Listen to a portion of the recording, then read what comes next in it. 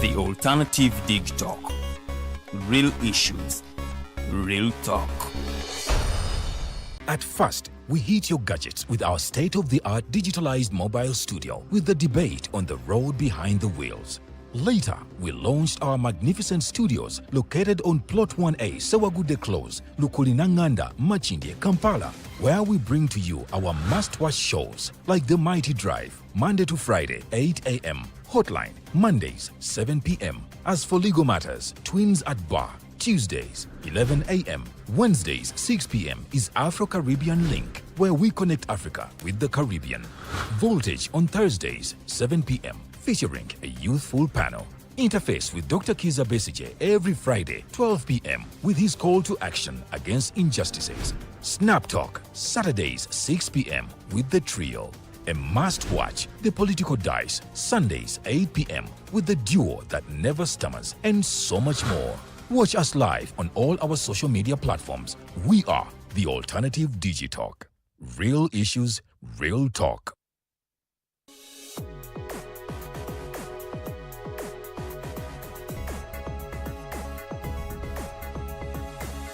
The Alternative Dig Talk. Real issues, real talk.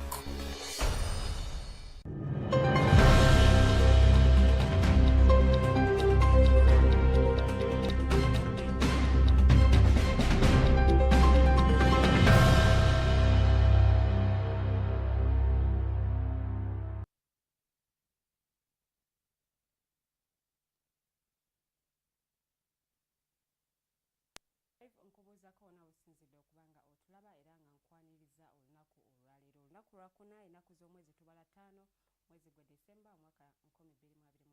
Omumbejja Luwedde Lilian era nga nkwaniriza nnyo olunaku olwaleero.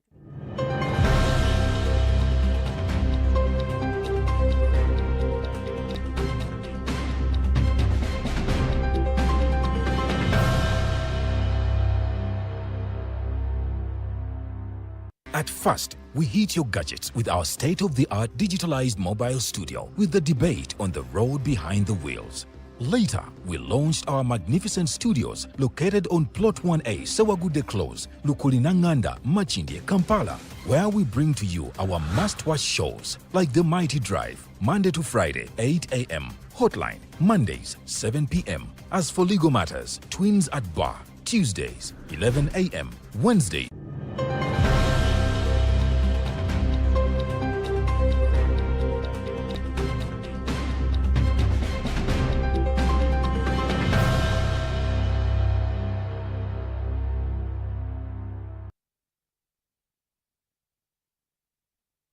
Mutsonyiwe mw'olw'embeera but program ya Mighty Drive ze omumbejja Luwedde Lilian era nga mbaaniriza nnyo mu kanyomero kano aka Mighty Global News Updates mwengenda okuba nga nkuweera ebimu ku ebyo ebikoze amawulire wano. At first, we hit your gadgets with our state-of-the-art digitalized mobile studio with the debate on the road behind the wheels. Later, we launched our magnificent studios located on Plot 1A, Sawagudde Close, Lukulinanganda, Machindye, Kampala, where we bring to you our must-watch shows like The Mighty Drive, Monday to Friday, 8 a.m., Hotline, Mondays, 7 p.m. As for legal matters, Twins at Bar, Tuesdays, 11 a.m., Wednesdays, 6 p.m. is Afro-Caribbean Link, where we connect Africa with the Caribbean. Voltage on Thursdays, 7 p.m., featuring a youthful panel. Interface with Dr. Kiza Besige every Friday, 12 p.m. with his call to action against injustices. Snap Talk, Saturdays, 6 p.m. with the trio. A must-watch, The Political Dice, Sundays, 8 p.m. with the duo that never stammers, and so much more. Watch us live on all our social media platforms. We are The Alternative Digitalk. Real issues, real talk.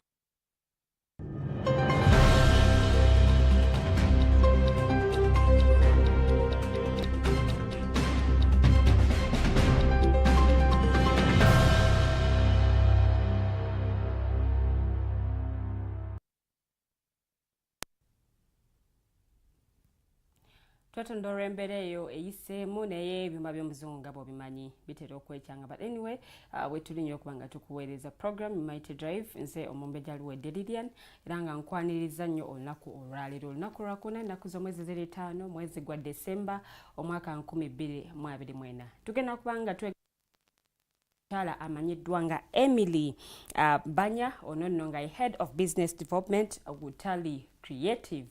Agenda kubanga ate twegatako awo maaso twogere ku nsonga za mental health mwe abakiyiseemu abakyakiyitamu how do you cope up. Agenda kubanga atuwa mental health toolkit ate tusobole okubanga tumanya bw'obanga oli down when you're emotionally unstable munnange butaba osobola okubanga oyita mu mbeera eyo. What are some of those words you tell yourself, those encouraging words you tell yourself every day ebikukeepinga nga ate ogowinga oba ebikuyisa mu mbeera ey'okusomoza gy'obeera olimu? So be part of the discussion nga okozesa comment section, that is Facebook at the Alternative Uganda and Digital.TV. Those are the platforms kosobola okubanga ate oyita nobanga otekayo comment yo. I think our YouTube channel is the Alternative Uganda, so you can just ask your questions to do with mental health, mwabali mu depression, anxiety, abaina childhood traumas, ezili mukubata wanya. Yes, you can use this opportunity to ask those questions that you want to ask. Agenda kubanga abituddamu nga show egenda maso. But before that, ngenda kubanga kwa ebimu kwebyo ebikoza amawulire osobola okubanga obitegeerwa updates zaffe ez'olunaku olwaleero. Amawulire ngenda kubanga ngatandikira mu Parliament. Speaker wa Parliament Anita Anet Among ate no munnange ono yabadde alina okubanga asisinkana abakakiiko ate akatakabanira obwenkanya ka Equal Opportunities Commission olunaku olw'eggulo. Bano gye buvuddeko bawandiika ebbaluwa eri clerk wa Parliament nga baagala okubanga bamanya ku misaala gy'ababaka gye bafuna kuno kwossa n'abakozi abakola ku Parliament ssente ze bafunanga muno mulimu ne allowances. Naye no munnange bano speaker n'abagamba nti balaka basuse balina okubanga bakoma naye booli awo n'abanga abasuubiza okubasisinkana. Kakati ensinkano yabadde yakubeerawo olunaku olw'eggulo era nga speaker wa Parliament yakedde bulungi nnyo nabanga asimbula ababaka abagenze mu ggwanga erya Kenya nga bano bagenze kubanga beetaba ate mu mizannyo gy'ababaka ba Parliament. Wabula abakakiiko nabo ne balowooza nti oluvannyuma lw'okumaliriza okusiibula ababaka bano agenda kubanga ate abasinkana. Ekyewuunyisizza ono teyasobodde kubeera nga ate abasinkana at any point era nga bano baatwaliddwa mu kisenge speaker wasinkanira abagenyi, wabula bakanze kulinda nga nno buteerere era nga ensisinkano eno yagudde butaka teyasobodde kubanga ate abasinkana newankubadde nga yakedde okubanga akola omukolo guli ogw'okusibula ababaka aba Parliament abagenza okwetaba mu mpaka ez'emizannyo gy'ababaka ba Parliament mu ggwanga erya Kenya. Ono teyasobodde kubeera nga ate abasinkana. Ensonga eno ebadde mu ddiiro y'amaanyi era nalabyeko n'ababaka ab'enjawulo nga bagamba nti ensonga z'emisaala gyabwe tegyetaaga kubanga gikubaganyizibwa, tegyetaaga kubanga giteekebwa mu lwatu. Emisaala gyabwe egyo girina kubeera nga gyabwe. Naye ate ababaka abalala nga bagamba nti akakiiko ababadde nga abagenda okawagira olw'ekyo kye bakola naye ate kirabika nga nabo balina ebyabwe benoonyeza, kale ne bagamba nti tebagenda nnyo kubawa matu olwo nno basobole okubanga ate babalindira ki ekinaaba kivuddeyo mu ekyo kye basazeewo okubanga bakola.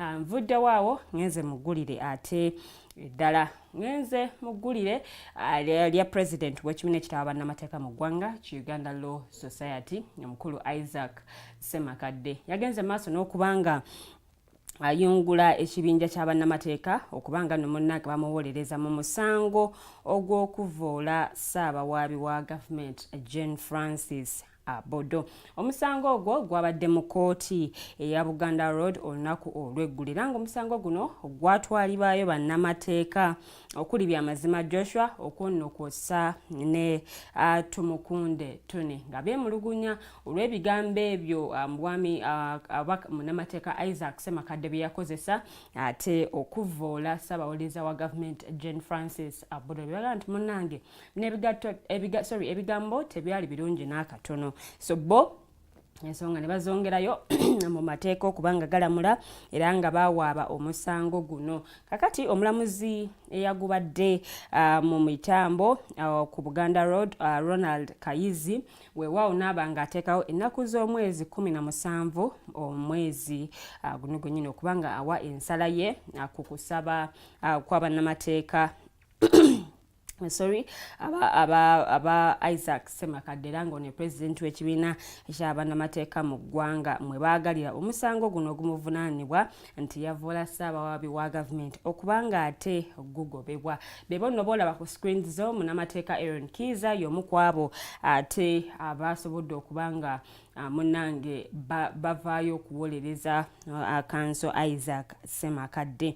Weewaawo ensonga nezo bwe zito bwe zitambula naye nga ensonga z'okuvoola DPP oba Ssaabawolereza wa gavumenti mukulu Isaac Ssemakadde ebigambo bye yayogera bwe yali ku kitebe ekya People's Front for Freedom oba bwe yali e Katonga mu banna FDC ab'e Katonga nga bano 36 baali bakulisibwayo kuva mu nkomyo. Yayogera ebigambo oboolyawo ebitaali birungi ate nga bagamba nti munnange ebigambo bino yali agenda maaso n'okubanga avoola ate ekitiibwa kya Ssaabawaabi wa gavumenti. Weewaawo bano kwe kusitukiramu ate okuwongerayo ensonga zino oba okuloopa munnange ng'agamba nti Pulezidenti w'ekibiina ekitaba bannamateeka omukulu Isaac Ssemakadde yali badde nga alekulira n'okulekulira olw'ebigambo ebyo ate be yali akozesezza.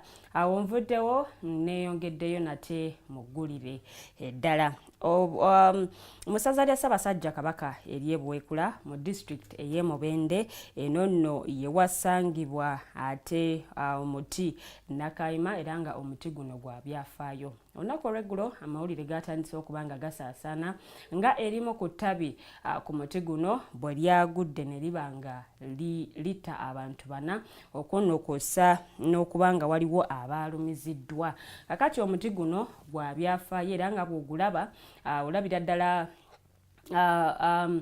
ddala engeri omutonzi gye yagutondamu nti guliko n'emiryango egiwerera ddala 9 era nga abantu bangi nnyo badde bagenda mu kifo kino okubanga basaba ate okubanga munnange ebizibu byabwe bikolwako omuli ensonga y'okuba nti bano nno bagaggawala ensonga y'ebyobulamu bwabwe oba oliawo okulaba nti munnange ensonga zino zikolwako rather.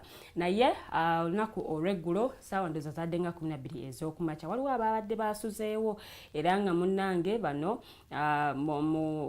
obudde nga busaasaana ettabi erimu ku muti guno eryavuddeyo ne liba nga libagwira. Mu bano abantu 4 bafiiriddewo, waliwo yafiiriddewo ku sport so nga ate abalala 3 bafudde nga batuusiddwa mu ddwaliro. Ku bafudde kwabaddeko n'omwana ate omuto era nga munnange bano bwe batyo bwe basizza ogw'enkomerero. So abamu ku babaddewo bategeezezza nti bo badde beebase bagenze okuzuukuka nga bawulira emiranga ate n'okubanga waliwo abantu abasaba okuyambibwa.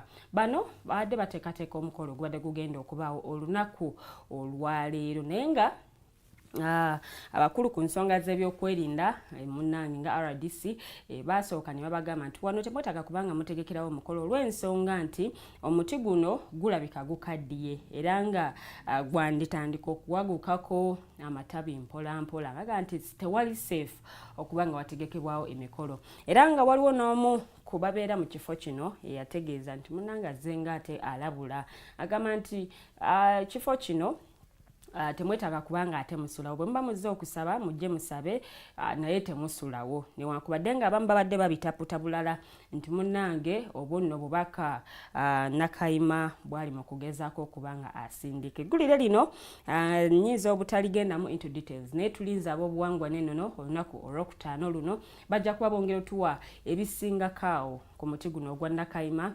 n'ekyo ekyabaddewo kitegeeza ki era tubirindirire ku program ey'obwangu neno ku ssaawa 2 ez'okumakya olunaku olwokutaano olwa sabbiiti eno Mumbejja Farida n'omwami Mokosi Arnold Anthony bajja kwongera otuwa details ezikwatagana ku nsonga eno naye nga kibi nnyo kibi ddala okuba nti munnange waliwo abantu abafiiridde ate mu njega eno. Ebyo nno bye byabadde sayidi eyo Mubende.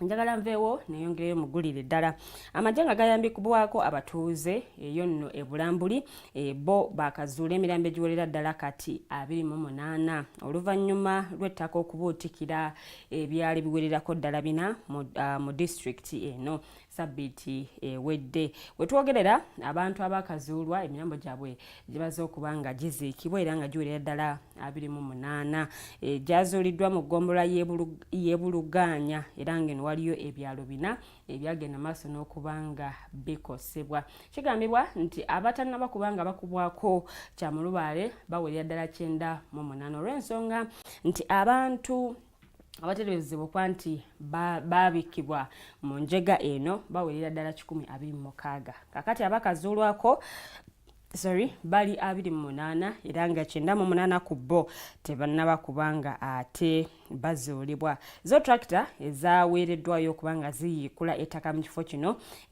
bwe zaatuuse ate no munnange zakoseddwa bya nsoso olw'ensonga nti ettaka lirimu amazzi mangi, so mu kugenda maaso n'okuba nga basimayo munnange amazzi ge gasinga okuba nga oba ge basinga okuba nga ate bajjayo kale nekiba nga kitaataaganya emirimu gyabwe.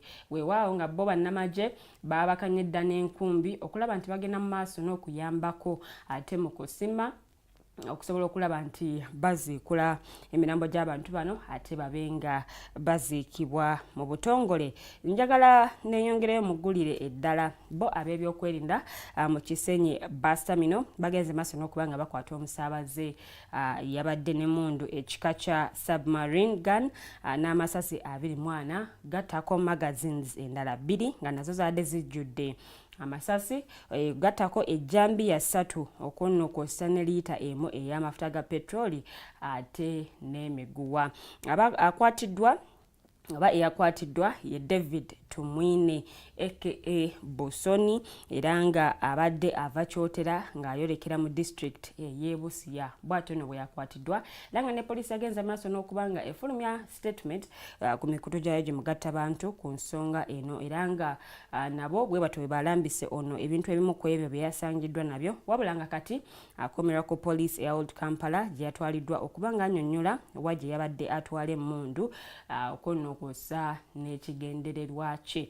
Awo njagala nveewo mbenga ate ngenda ku alipoota ey'akakiiko eno nno nga evunaanyizibwa ku kakiiko akavunaanyizibwa ku mutindo gw'ebizimbe mu ggwanga ka National Building Review Board ey'omwaka guno yagenda maaso n'okuba nga eraga nga ebizimbe ebitundu 7 ku buli 100 mu kibuga Kampala bwe byazimbibwa ate nga tebagoberedde mateeka. Olunaku olw'eggulo okwosa olunaku olwokubiri abasuubuzi abakolera ku kizimbe ekimu mu Kampala bagenda maaso n'okuba nga ate beekalakaasa nga bagamba nti nannyini kizimbe ekyo okuzimba obuyumba wakati mu nkuubo ezaalekebwawo mu kizimbe kino ate si kituufu naye ng'ate bo bannannyini kizimbe nabo obuzibu baabuteeka ku gavumenti yennyini babiniika emisolo emingi kati ne bagamba nti munnange naffe katubeeko we tuyiiza awalala okubulaba nti bafuna ensimbi z'omusolo gavumenti zeeyagala. So ebizimbe bingi byolaba mu kibuga Kampala byazimbibwa nga tebagoberedde mateeka, ebimu tebirina na parking, ebirala tebaalekawo space bantu bateeka kubanga bayitira ate ebirala space eyali badde ya parking ate nayo bateekayo amaduuka. So bingi nnyo oba oli awo ebitunuuliddwa ku nsonga eno ey'ebyenzimba wano mu kibuga Kampala era nga n'abasuubuzi bwe batyo bagenda maaso n'okuba nga beemulugunya nti munnange tusasula ssente mpitirivu naye ate n'obukubo oba obukubo obwali badde bulekebwawo abantu abacustomers mwe bayitira ate nabo babufudde amaduuka. So ngenda kubanga updates zaffe nziwunzikirawo tugende mu kumulamuko katono nnyo. Omukyala Emily yamaze dde okubanga akalira. Tugenda kwogera nsonga za mental health mu programu yaffe eya Mighty Drive. Nze Mumbejja Luwedde Lilian. Good morning.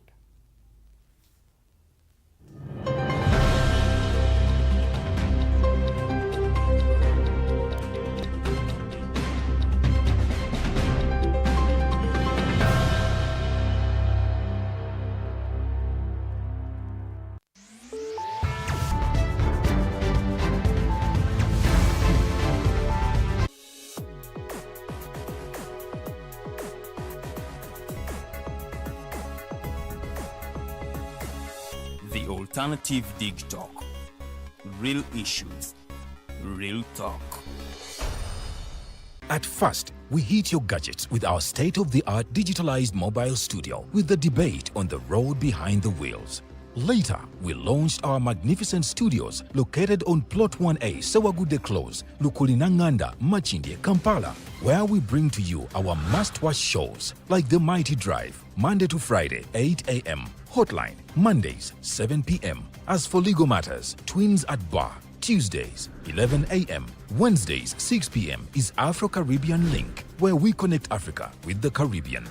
Voltage on Thursdays, 7 p.m., featuring a youthful panel. Interface with Dr. Kiza Besije every Friday, 12 p.m. with his call to action against injustices. Snap Talk, Saturdays, 6 p.m. with the trio. A must-watch, The Political Dice, Sundays, 8 p.m. with the duo that never stammers, and so much more. Watch us live on all our social media platforms. We are The Alternative Digitalk. Real issues, real talk. Hey Teddy, have you noticed how little attention science and health issues get in the media? Totally, Edgar, yet science information is very important. Yeah, for sure. That's why the Health Journalists Network is here. How can they help? They are a group of journalists dedicated to advancing public understanding of healthcare issues through impactful reporting on health and science. Oh, really? Yes, they meet up every month with scientists and researchers, policymakers, and activists at the science media cafes. They then relay what they discuss to the public. Does that benefit us? Oh yes, very much so. This helps with health and science literacy for a healthy Ugandan society. Okay. I love getting informed about science and health issues. Health information makes all the difference between life and death. I'll look them up and engage them. That's great. They are based all over the country. Oh, okay. That's interesting, and they should be making real impact. They are empowering health communities through journalism. Journalists can save lives just like doctors.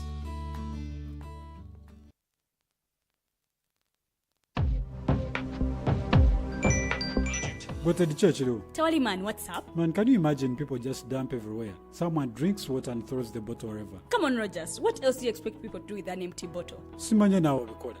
Do you know that plastics take at least 450 years to decompose? What? That's a long time. Exactly, because plastics are made out of a lightweight and flexible material that doesn't decompose easily. And plastics everywhere in the environment cause plastic pollution. What is plastic pollution now? It is the accumulation of plastic waste in the environment, like bottles, polythene bags, straws. All of these contribute to plastic pollution. I have been using them without knowing their effect. Yeah, a lot of people have. Plastics are a danger to the ecosystem, both on land and in water. So how can we overcome this problem? Is there something we can do? Oh yes, we can reduce by minimizing the use of plastics, reuse by repurposing them, or recycle by collecting and processing them into new products. Everyone wants to change the world, but no one wants to change themselves for the world. How about we change our habits for the world? And it starts with me and you. This message is brought to you by Alternative Digitalk.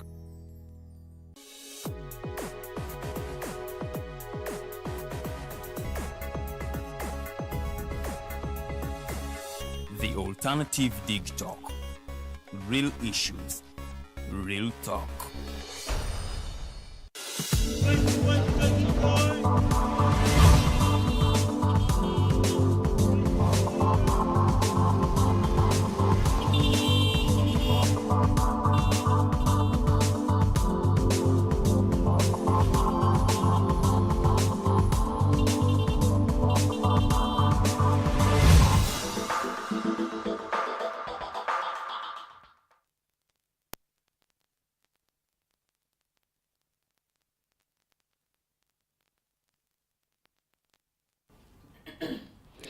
Nyongerako kulisaayo mu kumulamu okwo nze omumbejja Luwedde Lilian era nga nkwaniriza nnyo mu program eya Mighty Drive ate olunaku olwaleero. In the studios I have Miss Emily and she's going to be telling us about Utalii Creative, but our topical discussion is going to be about mental health. So if you want to be part of the topical discussion of the day, you can go to our Facebook pages, that is the Alternative Uganda and Digital TV. Just drop in your comments. I will be reading them before we come to the end of the show.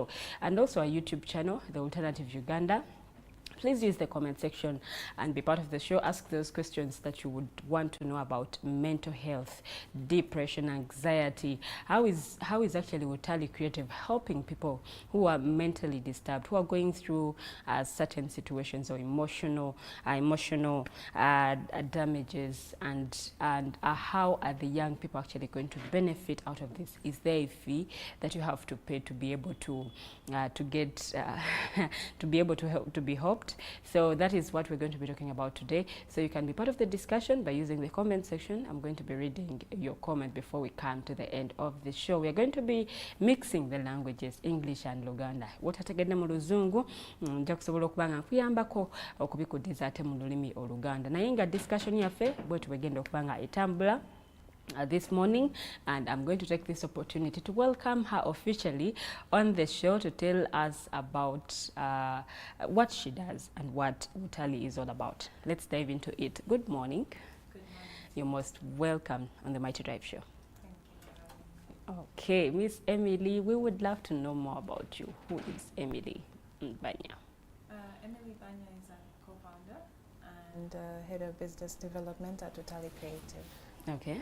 Yes. And what exactly do you do at Utalii, and what is Utalii all about? So Utalii Creative is a company that designs and develops board games, and then we also do gamification. Do you know what gamification is? No, I don't. So, I would actually put it in a very simple term. When you're watching football on TV, how do you know someone is winning? By scoring? Yes. Then how do you know someone has won the UEFA Cup? The trophy that those guys are giving. But how do they give them the trophy? How do they know to give them the trophy? Not paid attention to that, but anyway, Okay. with time I will. So if you want to know how someone has won the trophy, it's usually you look at the table. Then you see the number of points that people have. And who is topping the table? Yes. Oh. So those elements are elements of gamification. So it's a process of turning anything into a game. You can make anything, even media a game. You can make education a game. Yes, so we are just all about games. Now that's a new term that I've actually gotten to learn today. Gamification. Yes. I didn't know anything. But anyway, it's good that we have you on the show today, and you're going to be telling us more about that. Yes. So, Utalii Creative. Yes. Why Utalii?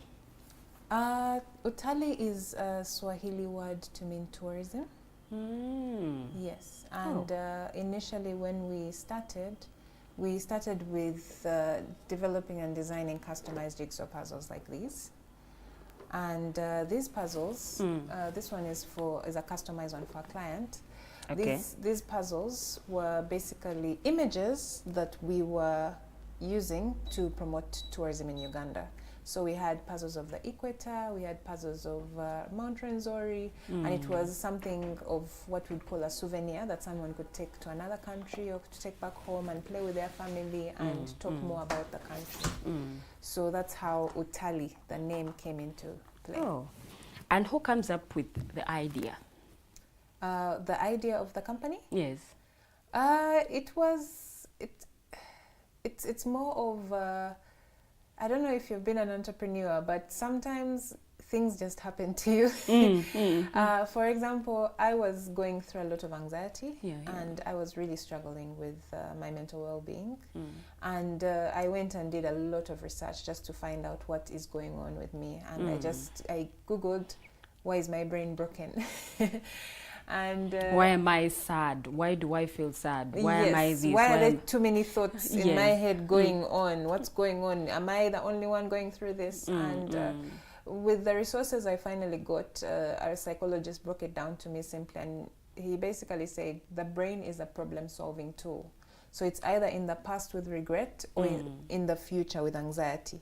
So your job as a human being is to bring back your brain and your mind into the now, into the present moment, by giving it little problems to solve. Okay. So they said, give it little problem to solve by maybe playing board games. Go and play chess, go play Ludo, go play a puzzle. Because when you put those puzzle pieces together, you're going to focus so much on putting the pieces together that when you finally do, you just feel like you have accomplished something, and then your body will release some endorphins. And then it will start offsetting all those issues that you are going through. Endorphins. That is chemistry, biology. Biology. Anyways, let's talk about now this. So these are given to young people or anyone who is going through? It's anyone who's going through it. So my co-founder is an early child development specialist, and she specialized in children or human beings from 0 to 7 years old. And she found that very many children had very different learning methodologies. For one child, you could teach them through the normal cramming, being on the blackboard, beating them, but then another child would maybe retain those same concepts through music and MDD and dance and drama. Another one could use puzzles. So she had to become very crafty and creative with some of her students, because she started teaching children with autism, special needs, and very many learning disabilities. And she had to be patient with them. So as she got to learn more and more, she started doing research about how people's personalities develop, how their temperaments develop, and then in over her 40 years of studies and experience, she came to realize that a human being, whether you find a 60-year-old man, a 70-year-old man, a 30-year-old girl, most of them, actually all of them, their operating system, if I can say it like that, is formulated from 0 to 7 years. So you might be having a boss at 50 years, he's there stressing you, but you're triggering him. Because your voice reminds him of that auntie who used to criticize him when he was 6 years old. And for you, you're there just going about your day, and you're like, why does this boss stress me out? Kumbe, every time you talk, there's something that you're pushing, and the buttons you're pushing. From 0 to 7, Yes. oba mama we yamutocharingira, oba muganda we yamutocharingira, atenga teya healinga from that. And the person didn't actually go back and figure that out. They're just still stuck in the past. Unconsciously, they're just going with the flow with life. Awo tugenda kuba tutuukawo ku childhood traumas ezo nga tutandise ku nsonga ya mental health, but Utalii Creative ebaddewo for how long? It's about 4 years. 4 years old. Yes. Mukola ku baana bavubuka bakadde, process ebeera etya? In terms of our audience? Yes, so our audience has been primarily adults, and we have been... Adults abatambulira from 18? Yes, even young adults, but we've been focused mainly from B2B. So we've been... B2B? Yes, B2B. Providing services and games from business to business. Oh. So recently we have now decided to pivot and shift into B2C, meaning now we are going to the customer. B2C? Business to customer. Wow. Yes. Terms nyingi nnyo, nkyalina ebyokuyiga bingi, but anyway, for our viewers to be able to understand this, tugenda bibamenyeramu. So Utalii Creatives etandiseewo. Yes. What are some of the things bye musobodde okuachivinga in the 4 years you've been into existence? In the 4 years that we've been into existence, we got featured on BBC Africa and BBC UK. Wow. Yes, because of the puzzles, and it really put us on the international map. And then through that, a lot of doors started opening. We started doing consultations with the French Embassy in Uganda, and then we got a grant with them to use our gamified monitoring and evaluation framework. And like I said, it's gamification. So what we designed, which was after 2 years of research and development, was how to make monitoring and evaluation more easy to track. Instead of writing a report, you see a leaderboard. like a table, like football. Yeah. Then you see points, you see things moving, you see butala, red lights, and then you know that the project and the program is moving properly. Yes. Okay. And the challenge bit of it? The challenge bit of it was business is not for the faint-hearted. Business, I know. yes. I've not done one, but Yes. at least I've been able to be with people who are starting. Yes. And I've been able to see what they've gone through. Yes. I would say this. Business is something that could possibly actually, you know how you are saying to remove the anvunza? It's something that forces you to deal with yourself. Ekuluma ne toyagala jijja. Owulira nga toyagala jijjamu. So no matter toyagala jijjamu, business will make you go and get it out. Because a lot of what you're going to do in business is all about your mindset.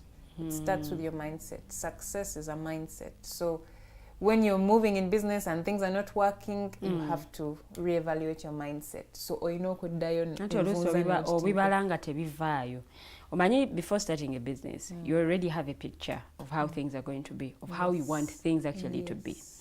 Otuuka mu business wakati, and then you feel like, oba wabala bubi. Yeah. Oba nali sinakola kintu went ne went. Yeah, Oba I had to do something else. Not anko kujjukira. I remember someone telling me, tewali investing in that. And then you nenga atokitambudeko already. Of course. Yes. Yeah. Okay. Ensonga zino eza mental health, Utalii, tugenda kwatuziza kati mu lulimi olutegerekeka Luganda. But anyway, tujja kuteekamu oluzungu at any point. Offices zamwe ziri luddawa? We have just acquired some land in Chitintale.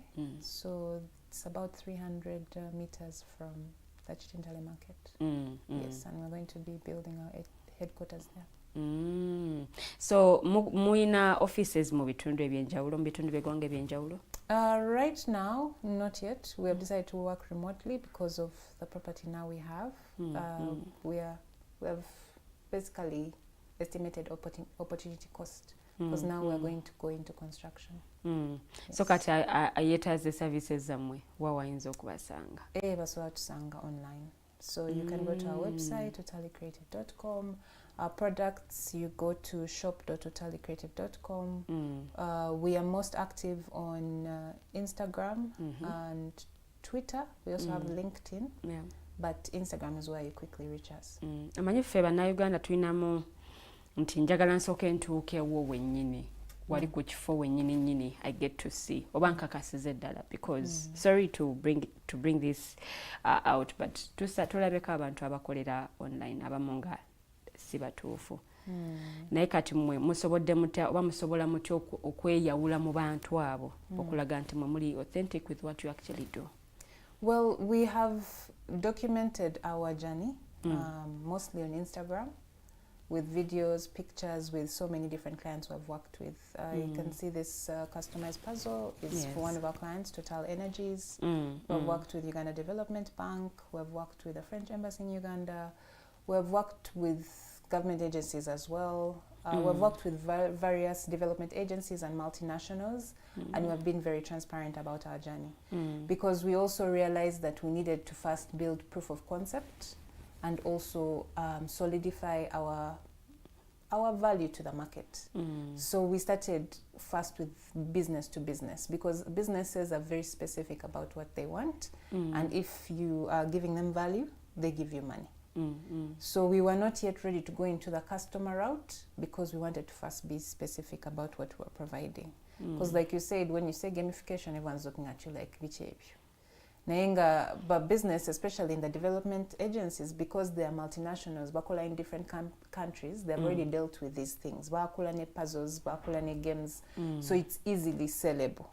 Kati wobero itidao no kolagana ne ba multinationals, then no gena mba government. Government ne kolaba nti French Embassy ekoze naawe, okay, bikatukole naawe. Naffe tusobola okukola naawe. Naffe tukola naawe. Oba okuyita on board. Kati abo ne bakuteekamu n'obeera ne mu policies n'okola ebyo, then after that no shiftinga, n'ogamba kale, let's go to the market. Ne market naye neekubuuza gwani. Kati market nekulaba netunula kuyo online negamba bano babaddewo ate babadde bakola ne bano bali si basiru kukolagana nabo. Then you get that brand trust. Kitongole ky'amaanyi okola nammwe. Yes. Okay, so twogera ku nsonga ya business to business, B2B gye wayogedde, that katamu. Of course kanyumidde, but anyway. Twogera ku B2B, we've had young people abalina minds ez'okutandika business.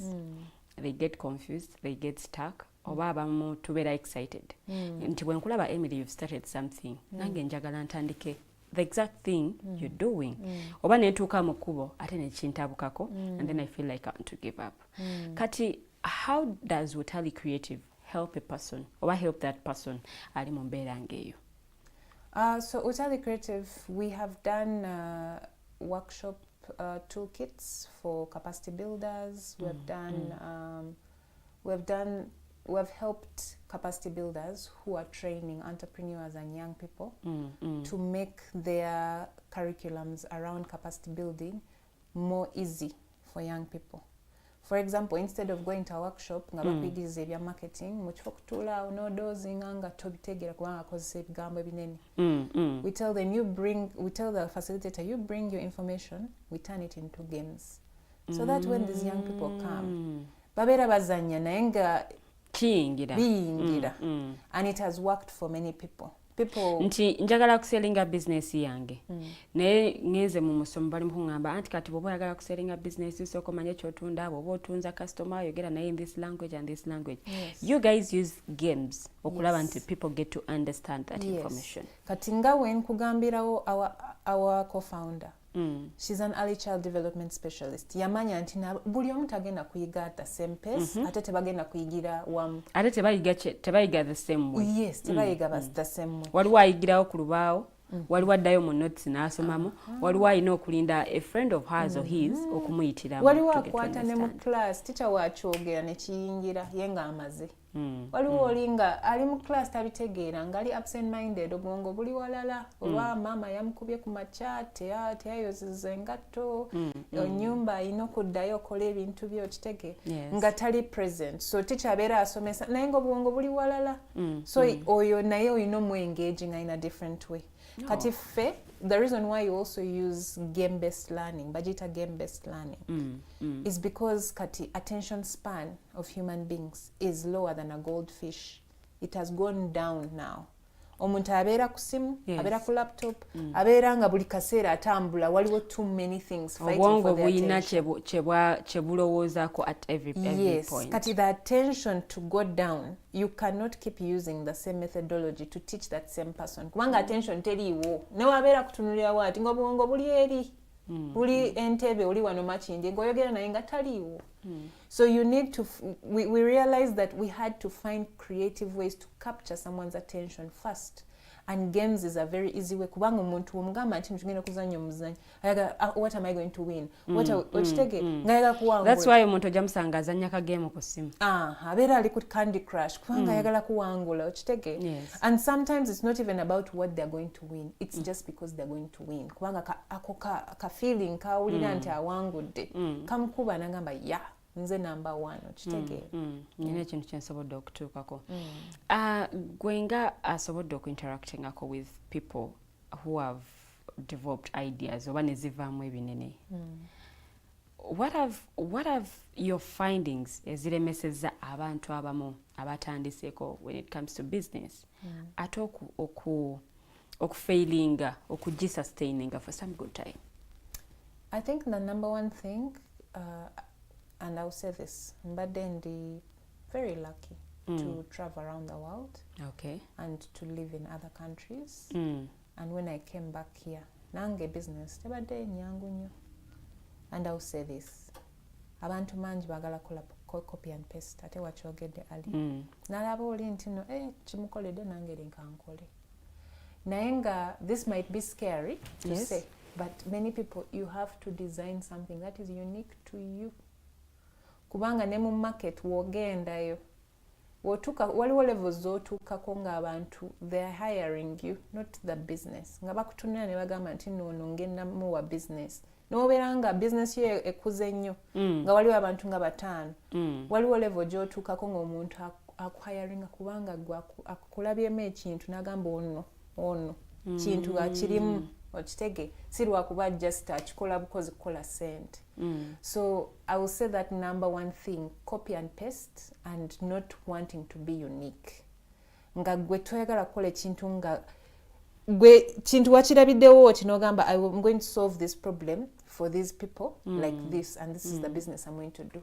Gwobeera ogambye nti oli akoze saloon nange leka nkole saloon yayinza okuba nti mulimu ssente oli akoze essomero leka nkole essomero naye oli yakola ssomero kubanga ye yakula nga alina learning disabilities nagamba naye nze njagala kusomesa abaana kubanga nali nina ekizibu oyo ebintu we bimukuba agenda pushing her through kubanga it's more than money ekimuvuga naye gwe bigenda kukuba mulimu passion ate bagamba nti no passion is not nice yes naye passion pushing her through ng'ebintu bikubye ebikusobedde kubanga there's a reason why you started the business naye gwe ojja n'omutunuulira n'ogamba oyo akola ssente kati naawe n'otandika essomero oba otandika saloon ng'ogenda ng'okuba naye waliwo ebigenda okukuba nga sente tezijja n'ogamba kati bikibi n'obiva and you feel like you want to give up no feeling that you want to give up so that's the biggest things ekyendabidde wano mu Uganda nga abantu they fail in business because they just see the other person successful and they assume it's easy.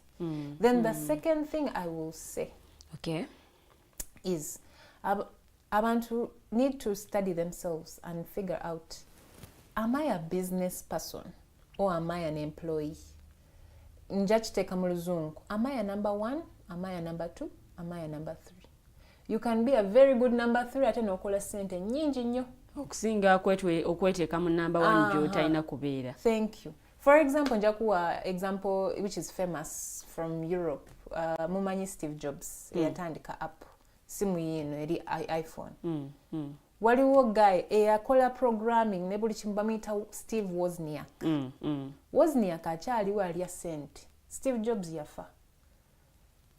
Steve Jobs was number 1. Wozniak was number 3. Musirifu yete yakola Spotlight era we bali batandika Apple. Ye nga ali mu the background naye nga ye yakola system. N'asirika. N'ateragayo. Teyeraga. Naye kati avaayo. Era womugugolinga Steve Wozniak. Gaya alya sente. Ye yagala. Eri mugagga nnyo. Naye nga teyafuna show in the beginning. Steve Jobs yagifuna. Naye Steve Jobs, who is number 1, ali wansi 6 feet under kati. Okitege?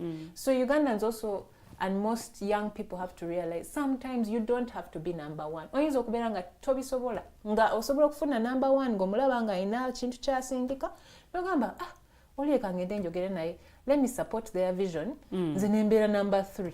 Nenyingiriramu awo okitege mu kifo kulwana nga mwenna mwagala kubeera boss kubanga ebyokubeera boss bitunula bulungi nnyo is fancy naye nga kuliko bingi ebijjirako naye wobeera number 3 oli number 1 omulaba nga abonaabona in the background naye nga gwoli behind them gojja kulinda bakusasule ate nga balina okusasula yes. Sinakulinda kusasula oli afuna all the biggest crises gwe ng'obeera eno nga sigwe alina okubibeeramu sigwe ali wali ku drive driver's seat so if young people could think more of collaboration nogamba nti nze vision sinabagifuna naye nga osanga oli nga akivuga naye nga omulaba nti talinaamu tech talinaamu accounting ate nze ndi good with accounting waki sigenda nenjogera naye nemugamba mpayo ku shares mu company yo nze nkuwe this accounting knowledge I have then tugende fembi tutambule fembi then nemutambula fembi muja genda further than you saying oli akoze kiki nange leka nkole kyange then mulwane okitege nayinza okubeera nga if you actually put your things together ate ne number 1 n'agamba you know what sisobola zikuwa kati you prove to me nti nosobola okukola leka nkuwe sweat equity you know sweat equity sweat equity is when okola ng'otaddemu agreement tino I'm going to work for 2 years and then you give me 15% of the company you give me 20% of the company nga mulimu agreement ate nga mulimu targets if I meet these targets ompa 20% if I meet these targets maybe you give me 25% kati nemu agreeing kati mwembi mubeera mu kintu ng'oli akola naye ng'amanyi agenda kufuna shares. Ate noono number one n'agamba nti no ono tagenda kugenda buzina njogeze ayina targets z'alina okumiitinga zino shares ziveewo. Okitege kati mwembi ne mukitambulamu ne mufunamu kubanga I've seen so many young people oli ali good at marketing naye tali good at business development, oli ali good at business development naye tali good at tech, oli ali good at accounting. Bonna ne beegatta ne beegamba nti you know what, instead of me starting a business leka tukole business emu gwe kola part eno gwe kola part eno gwe oja kufuna go later this on board, you're also bringing this on board, you're bringing this on board. Muja kukola multinational immediately. Nina nti kati oluusi abantu abamu betukolaganye nabo nga batuyiwa tutandise business ffenna nze ntaddemu this owning these shares oba tugeze 20%, there is someone over 15%, 10%, 5% like that. Newesanga nga mukoze mwena for some time ate olina abalyaza amaanyi. Yeah, but you have to put in the legal aspect of it. Temuli bakwano just mukola business. Temuli mu emotions in business. Mwino kukola agreement ne mutuuza wansi. Not otumunyiza because this person is your friend. That's the thing. When it comes to business, oba ogikola ne mwami wo, oba ogikola ne mukwano go, oba ogikola ne sister wo, business is business. Emotions also cause take away. Even when you're going into it, you have to talk and be like, hey, one waliwo line. Wetuyingira muno, temuli mbya mkwano. Botandika kubya business now. Temuli mbya mkwano. That has to be at the beginning. Then even when you put the thing of waliwo shares, mutekawo targets. Mwogere. Agamba ugofuna 5% naye zino targets, zino KPIs, these are key performance indicators, meaning that this is how we'll know nti notadde mu business. Sibi otugamba waliwo targets. Ate if you've met them, that means nti ofunyemu. Ate ne muteeka mu agreements, it's like after 3 years to reviewing. Nti webibeera biganye shares tuzikujjako, maybe tujja kulaba business nga weekoze tukujjemu nga tukuwadde akasente ko tuviiri. Okitege? It's not that stressful. Communicate. Mubyogereko. Amagezi gano mugawaddeko bano ba SMEs, small medium enterprises. So for us, we work through the development agencies and the implementers. We give them the tools and then they're the ones who go ahead and work this through. Yes. Okay.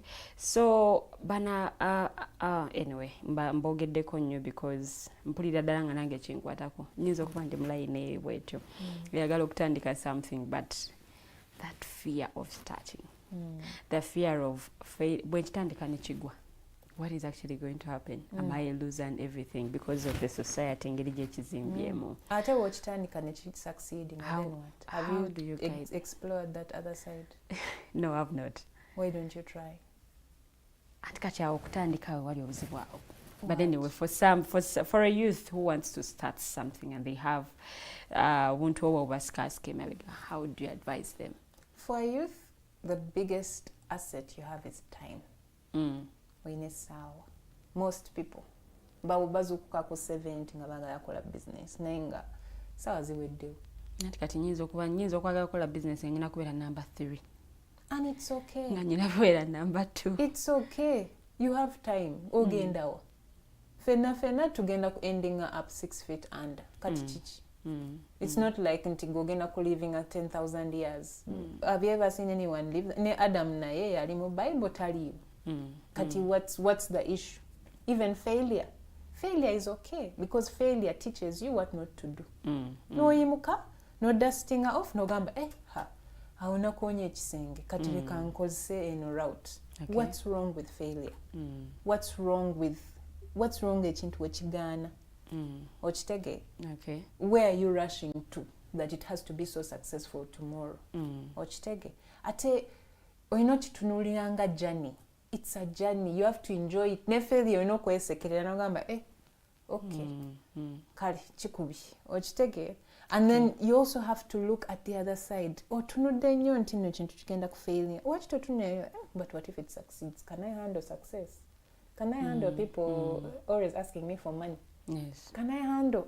Because even success, it comes with its problems. It can be nice, but it can also be stressful. Okitege? Okay. Ensoma eno eyokozesa puzzle oba omuntu ebintu ebiri tangible omuntu byategeera. Have you sold the idea to Ministry of Education and Sports okukitegeera nti si buli mwana nti agenda kukwata nga banne naye ensoma eno ate naye esobola okuyambako abaana bangi okuyita?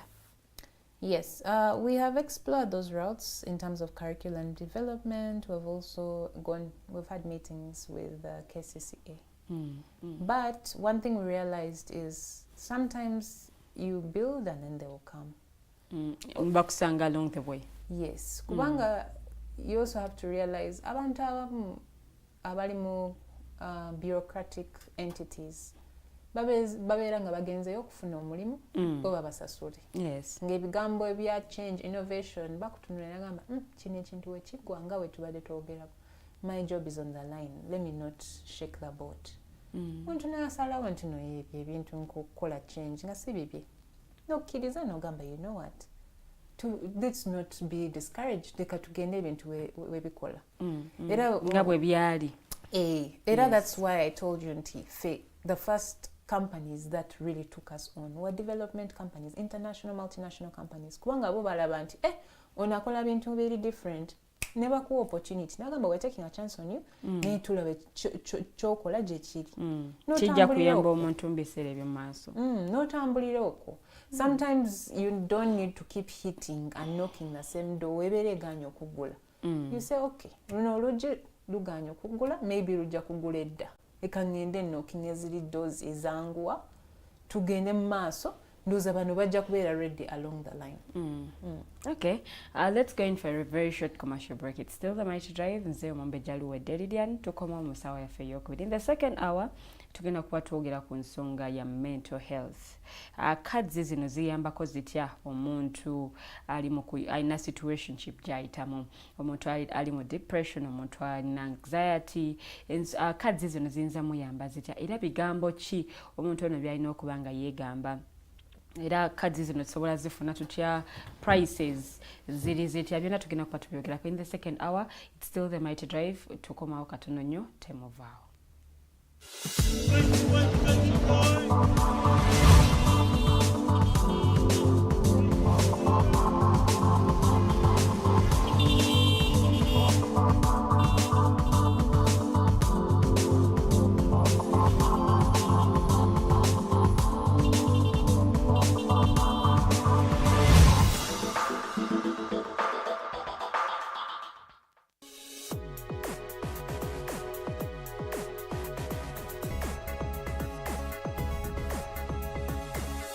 The Alternative Dig Talk. Real issues, real talk. Hey Teddy, have you noticed how little attention science and health issues get in the media? Totally, Edgar, yet science information is very important. Yeah, for sure. That's why the Health Journalists Network is here. How can they help? They are a group of journalists dedicated to advancing public understanding of healthcare issues through impactful reporting on health and science. Oh, really? Yes, they meet up every month with scientists and researchers, policymakers, and activists at the science media cafes. They then relay what they discuss to the public. Does that benefit us? Oh yes, very much so. This helps with health and science literacy for a healthy Ugandan society. Okay. I love getting informed about science and health issues. Health information makes all the difference between life and death. I'll look them up and engage them. That's great. They are based all over the country.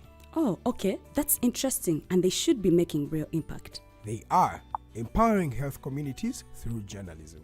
Journalists can save lives just like doctors.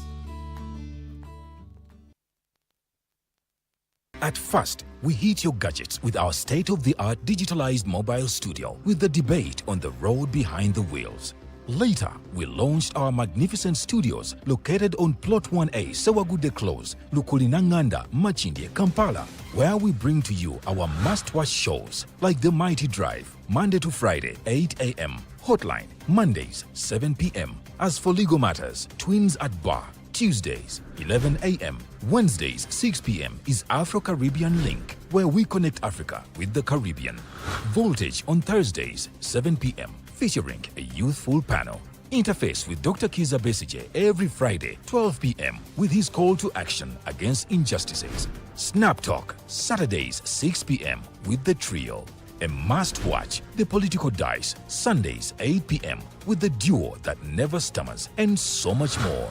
Watch us live on all our social media platforms. We are the Alternative Digitalk. Real issues, real talk.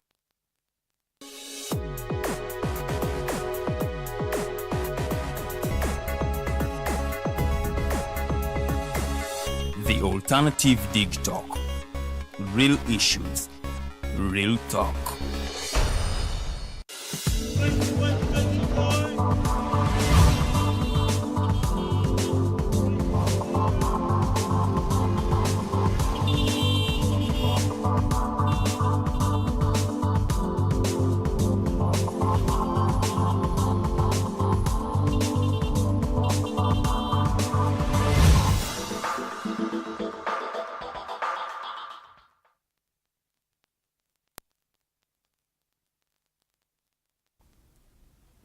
kulikayo nnyo mu kuwummulamu okwo program ekyali ya Mighty Drive nze omumbeja Luwedde Lilian nkwaniriza nnyo mu ssaawa yaffe ey'okubiri bwe tuwunzikidde essaawa esoose omugenyi waffe olunaku olwaleero omukyala Emily abadde atusigira ekifaananyi ku Utalii Creative kiki bakola butaba osobola okuba nga oba accessing nti right now bali online era gwe ayagala okuba nga obafuna osobola ogenda ku Instagram yaabwe oteekamu Utalii UTALII o double I.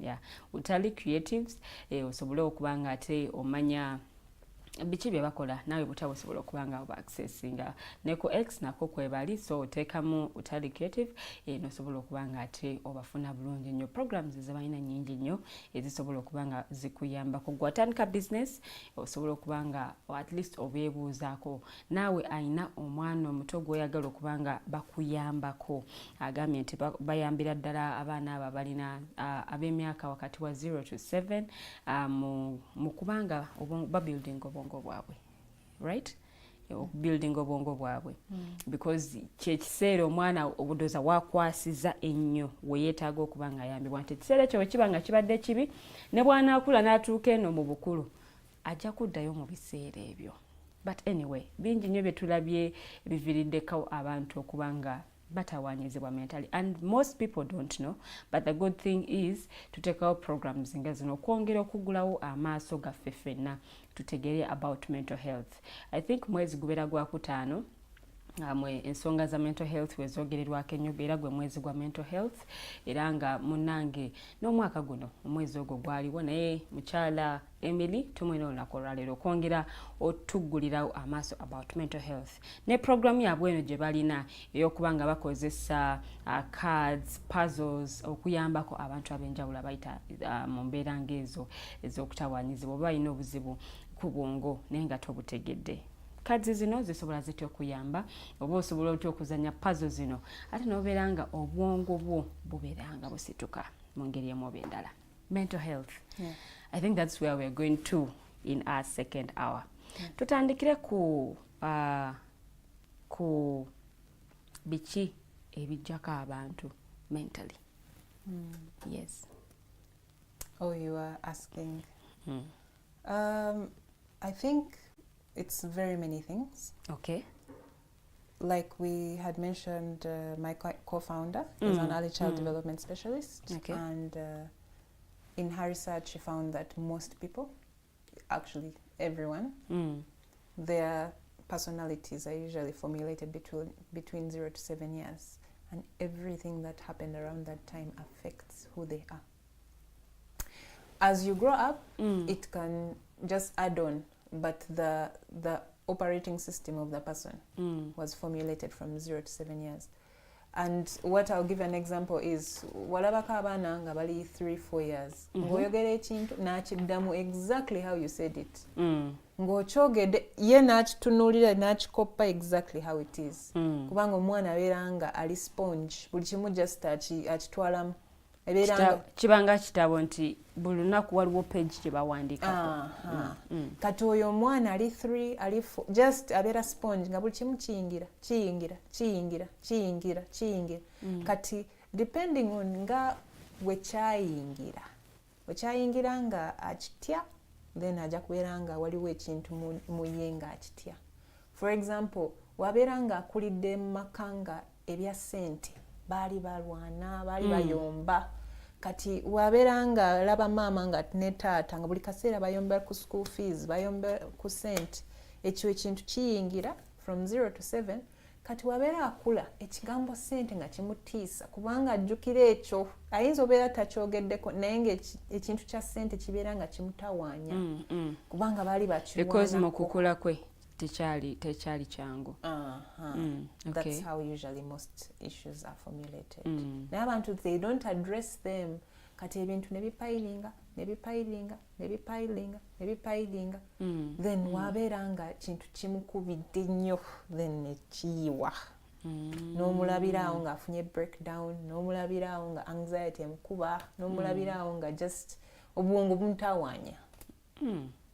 Before we continue with causes zino eza mental health, mpuliddeko abazadde abasinga nga bagamba omwana akyali wakati wa 0 to 7 oyo mwana aba akyali muto, aba talina byategeera. They don't understand anything. Tasobola na kwesalirawo, tasobola na kola kino na kino. Those little humans are adults who just don't have adult bodies. Buli kimu bakitegeera lwakuba tebalina ebigambo byogera, naye buli kimu bakitegeera. Obwo obwana obwa 0 to 7 buli nga gwe naye nga kabodi just katini butini, nga buli kimu akitegeera akiraba, ate nga akirabiranga bw'okyagadde lwakuba just abeera nga communication tasobola gyogera bulungi.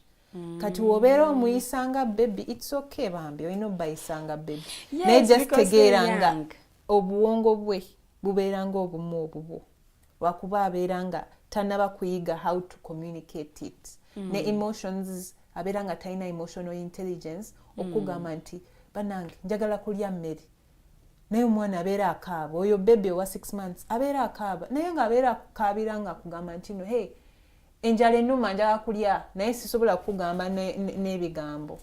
Then omwana n'akaaba again, oyo wa 10 months nga akugamba nti no nafuuse mu diaper ate entawaanya jangu onkyusi, naye tasobola bikugamba. I've had parents who say abaana abamu just beekaabya bwekaabya. But there is when you feed that baby, n'omufeedinga n'akaaba n'ogamba okay bbugu mulingi, n'omunaazi oba n'omuggyako engoye bwe ziba zibadde nnyingi n'ozikendeeza n'addamu era n'akaaba, n'ogamba oba mwebase bwe nti era n'asigala nga akaaba. Niwesanga omuzadde ali frustrated because omwana ono akaaba nnyo, they feel like omwana yeekaabya bwekaabya.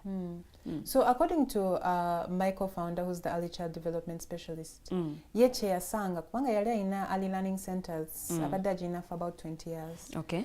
Kati yasanga nti no omwana wabeera akaaba around that age nga tasobola kwogera is communicating something to you. Ayinza okubeera si mmere, ayinza okubeera nga si diaper, naye ayinza okubeera alina colic mu mubiri nga tasobola amata gasigalidde okitege. Ayinza okubeera nga akuwulira nti oli stressed naye nga kimutawaanya kubanga communicating nga maama heartbeat egiwulira ng'agamba maama ali stressed nange leka mbeere stressed kubanga as the mother you're the one emotionally regulating the baby. Baby abeera kukopa kubanga ayiga nga woolaba ensolo webeera etunulira daddy nga atambula naye nekopa, etunulira daddy nga atidde naye netya okitege. Kati baby abeera kukopa, oyinza okubeera nga oli stressed ate nga heartbeat ekuba, baby naye neewulira negamba maybe we are in trouble, naye netandika okutawaanya. Oba ayinza okubeera nga ina fever nga temanyi kugamba bannange ebintu binnuma muno munda okitege. Any cry baby gyakola below 2 years old ebeera ino ekugamba kintu. After 2 years it's usually attention. ngegamba abaana baagala attention abo every time. Naye wabeera nga tanaba kwogera, buli kaakaaba kubeerako something egezaako okugamba naye nga that's the only way it can tell you waliwo ekintu ekibi ekisobu wano. enkaaba bukaabi. Hey, so mama bwabanga anyigirizibwa when they are pregnant, it goes to the child. Yes. Nechikula naye. So according to the early child development specialist, nti omwana abeera nga emotionally and energetically ebeera nga ekwata buli kimu maama kyakuba. Era studies babadde bazikola nti omwana wabeera nga awuliza music mu lubuto nti akulira nga eyo music gy'ayagala okitege oba maama byalya. Because I've seen pregnant women nakwata music nateekako wano bwati nti alikuwako mwana. Nti mwana wavaayo n'akulira ogwo omuziki gwabeera ayagala okitege kubanga gumuyingiddemu. Tuyinza bitabitegeera naye nga badoctors babadde bakola research ne bagamba from conception oyo mwana abeera nga ebintu epuulinga eyiga buyizi ng'ebisika From the mother. And even just the environment. Kati mama wabeera nga taata amukuba ng'ali pregnant, heartbeat agiwulira ebeera etambula, obeera oli stressed etambula ng'ekuba nnyo, mwana n'abifeeling. Okay. Still nga tetunda ku mental health about the kids.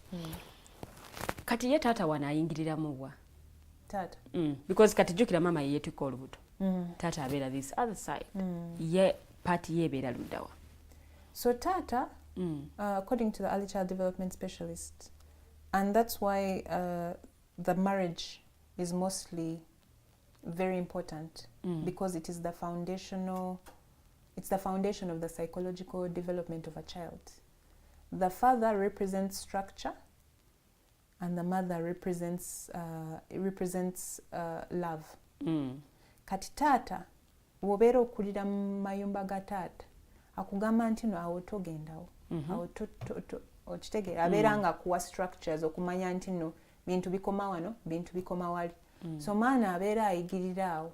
Era mu America kati they have a big opioid epidemic. Abaana bali ku drugs. Kubanga bagamba nti no this is the generation that is fatherless. Tebalina bataata mu maka. Kati omwana wabeera atuuse mu ages ezo eza 10, 11 hormones ne zitandika okutabuka. Ng'afuuka teenager. Nga talina structures eza taata omugamba ekino tokikola. N'agenda mu drugs. N'agenda n'atandika okubba. Kubanga takulidde mu maka agalimu structure. Takulidde mu maka agalimu maama ne taata nga yeye mwana. Yes. So they are equally important. And it is the researchers who are finding it now nti mu America specifically abaana bagenda ne bayingira mu classroom ne bashootinga buli omu. Then ne bakola psychological analysis omwana yabadde ki. Ne balaba nti yakulira maka nga ali single mother. Nenga single mother ali busy agenza mu kufuna because ye mama ye taata yalina okola everything. Naye nga olina okubeera nga mulimu structures in place. That's why even in the African proverb they say a child is raised by a village. Okitege walina okubeerawo abantu bangi omwana akoppe amanye nti no anti yanjigiriza kano taata yanjigiriza kino maama yanjigiriza kino. Naye kati kyetushiftinzemu bantu bazze babeera mu Kampala abeera mu apartment abeera ku mulimu buli kaseera. Taata yamuvaako maid yamulekera. Maid oyo yayigiriza omwana buli kimu kati obuyisa maid bw'alina obwana abupiikinga because they are learning from the maid and the parent is not home. Kati akaana we kabeera kakula nga tokategeera nga muno yabiyigira kumbe yali akopa maid okitegeera. And parents have not realized that. Parents need to realize it. Era batugamba nti no tuli mu myaka gya feminism, tuli mu myaka gya work. Naye we have to realize that little child is the most important thing. Kubanga oyo mwana yagenda okufuga ensi nga toliyo. Ate wobeera nga tomusootins olaba ebigenda mu America. Mwana nayingira mu ssomero ye n'agishootinga down. Neyeshootinga nekigendawo. The suicide rate is going up. Kubanga abaana bali lost. Ogenda mu maka g'abantu nga ye lwakuba ya struggling nnyo mwana we ayagala abeere na everything. Okitege. Naye the problem with that n'atandika omugamba toyogera Luganda yogera Luzungu lwokka. Nze njagala abantu bamanye nti omwana wange ayogera Luzungu olulungi. Ate bw'ayogera Oluzungu abeera class. Naye nga omwana omuggyako culture ate culture is identity, and identity is very important to a child. Kubanga agenda mu nsi ne bamugamba gwani nti yenze Luwedde. Naye alina okubeera confident ndi muna Uganda, nze nva Buganda, ndi bwenti. Naye agendayo n'oluzungu lwe, naye n'abazungu. Abazungu ne bagamba kati olulimi lwaffe ate kati ogezaako tuluyigiriza obadde ki. Nti omwana agenze mu kyalo ewa jjajja namugamba hello granny. Ebyo. And they don't even know how to greet. Omwana nga buli kimu ekiri African ekiri kina Uganda takirabawo. Naye ng'ebyo, that attitude, omuggyako culture. Ate the first thing that Asians obalaba bali successful, Chinese, Japanese, even Indians. N'abayindi kye babayigiriza culture.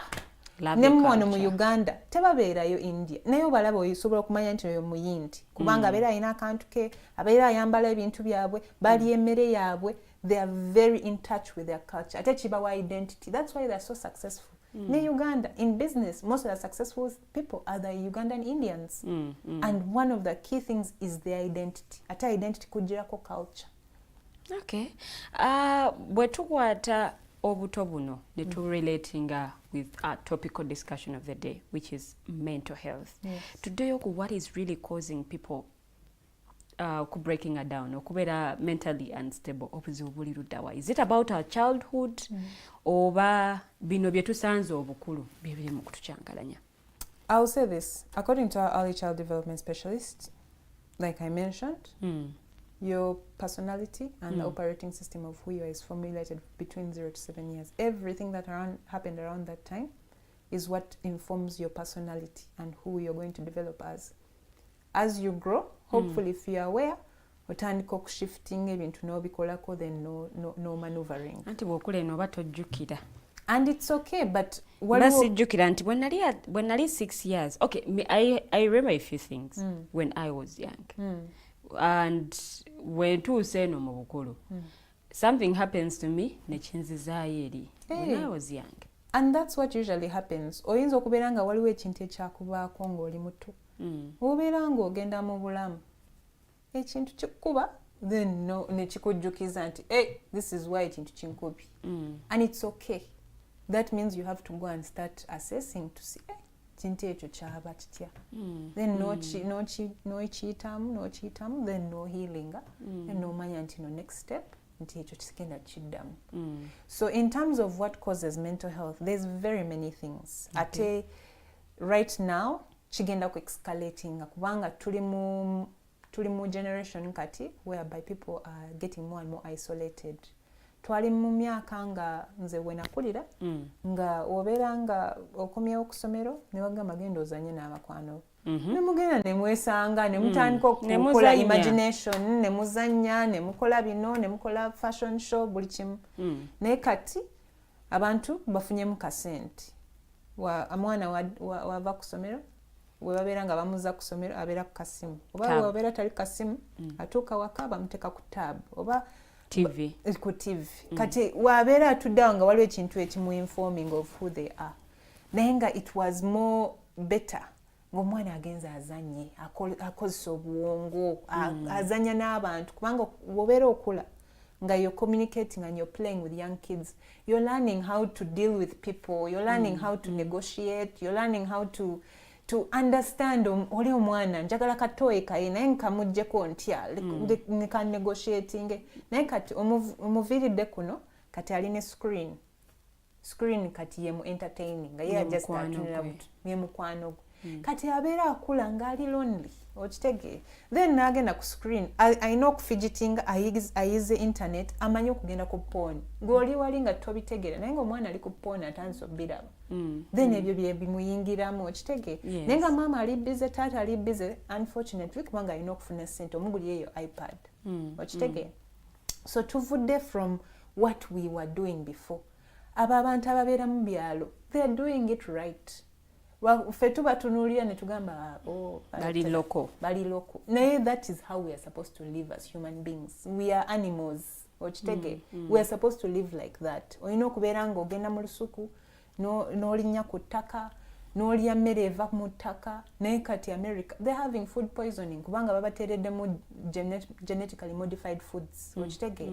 So there's so many things causing mental health issues, but what is going to make it escalate is the lifestyle. Jetututemu ey'abazungu nga tulooza nti ye nnungi. Naye wogenda mu nsi z'abazungu ate abagagga tebabeera we batyo. Be banaku be babeera we batyo byetukoppa. Ba middle class actually. Ba middle class be babeeramu. Naye omugagga ajja kubeera nga alina farmland, ajja kubeera ali mu horses, ajja kubeera nga ali mu farming. Not on the gadget. Not on the gadget. Gadgets ate tebaziteekamu. Era early child development specialist co-founder wange yali akolera mu bazungu abagagga, yakolako mu the UK ne Singapore nga consultinga nabo. N'agenda mu maka gaabwe n'alingizaayo okitegeera ba film stars, ba directors nga batunuulira nga balina ssente naye nga lifestyle eri different, eringa lifestyle y'omuntu ow'omunakyalo wano mu Uganda. Mwana bamuzuukusa then ne tugende tulime. Si bya kulima mostly naye nga balina activities whereby they have to deal with nature and they have to deal with people. Oli n'agenda ne bamwe ogenda kuyiga horse riding, ogenda kuyiga how to clean the stables, n'agenda n'asimula bbiwa horses nga bamuyigiza work ethic okitege, n'agenda ne bamuyigiza nti ogenda kulearning how to sail, bamuyigiza kyavola abalina emizannyo mingi. Okitege. So bo abagagga beeyo babeera nga ffe be tuyita loko wane waffe mu Africa. Naye mental health kyekimu ku bintu ebiri mu kugrowinga day by day. People are depressed. I've had young people say been depressed. Mbeera nnyo ku internet okwo n'olaba omuntu nanga ateekayo I'm cleaning my depression room, I'm depressed, I'm going through this, I'm going through that. Naye ate nga tulina internet information nno gye twalibadde tumusanga. Is it that tetufunye guidance emala, we lacking something okuba nti tukwata bye tufuna information gye tujja ku internet ogiteeka mu nkola? Yes, that's a really good question, and I will go back to saying identity. Ffe nga ba Africans n'abayena Uganda tukoppa nnyo, twagala kubeera ng'omuzungu. Naye omuzungu naye ali mu bintu bye, naye gwe n'ogamba ate ayagala kubeera nga ffe. Okitege obalaba bonna planes zibeera zijjudde obalaba mu town n'ogamba Katonda akola kiwa, naye ng'eri bimusobedde tabyagala azze wano kubanga n'agamba you people muli so nice mwogera naye eriwe ngenda oyagala kwogera n'omuntu n'akutunuulira agamba obadde ki, oyina ebizibu waggulu n'akuviira. So most bazungu bajja eno kubanga balaba nti nno ffe bannayuganda tukyali mu ezo generations whereby tukyayogera, communicate nga tweyagala, twagaliza, naye eri bifudde tebalina community okitege. Naye kati olaba abantu nga bafunyemu kasente oba bakozeemu bali mu ka apartment bekozeeko bulungi ne bawulira nti they've made it in life. Nze nkoze, nze sobola kukola farming, ebyo bya banaku, nze ngenda kukola mu air conditioned business. Nati kye batulaga when we are in school. I mean, batulaga nti, because when we were studying, batulaga nti white collar jobs is, it's the way to go. Onagenze mu technical school, either they are a failure oba teyali mugezi. Bana abalina farm ewaabo oba balimi abo be baavu. And that is what people have in their minds. Okay. Kati leka nchikubuuze wenti. So many people are living paycheck to paycheck. Bali mu air conditioned offices. They have a lot of mental health issues. Their bosses are stressing them out. Bali mu overdrafts kubanga by adopting a lifestyle they can't afford. If they miss a payment, their lifestyle goes away. That is one case scenario. Another, atenga mulimu targets. Ofunye gye emirimu bakusasuza ezo sente. Ava mu office at 8, azukka abeera mu office at 6. Ne ku weekend abeera akola remote kubanga waliwo targets, waliwo reports, waliwo buli kimu kyalina okukola ekirina okubaawo. Otherwise, he's fired. Yes. Then the second case scenario is waliwo oli farm azukka. Yes, abeera addugala.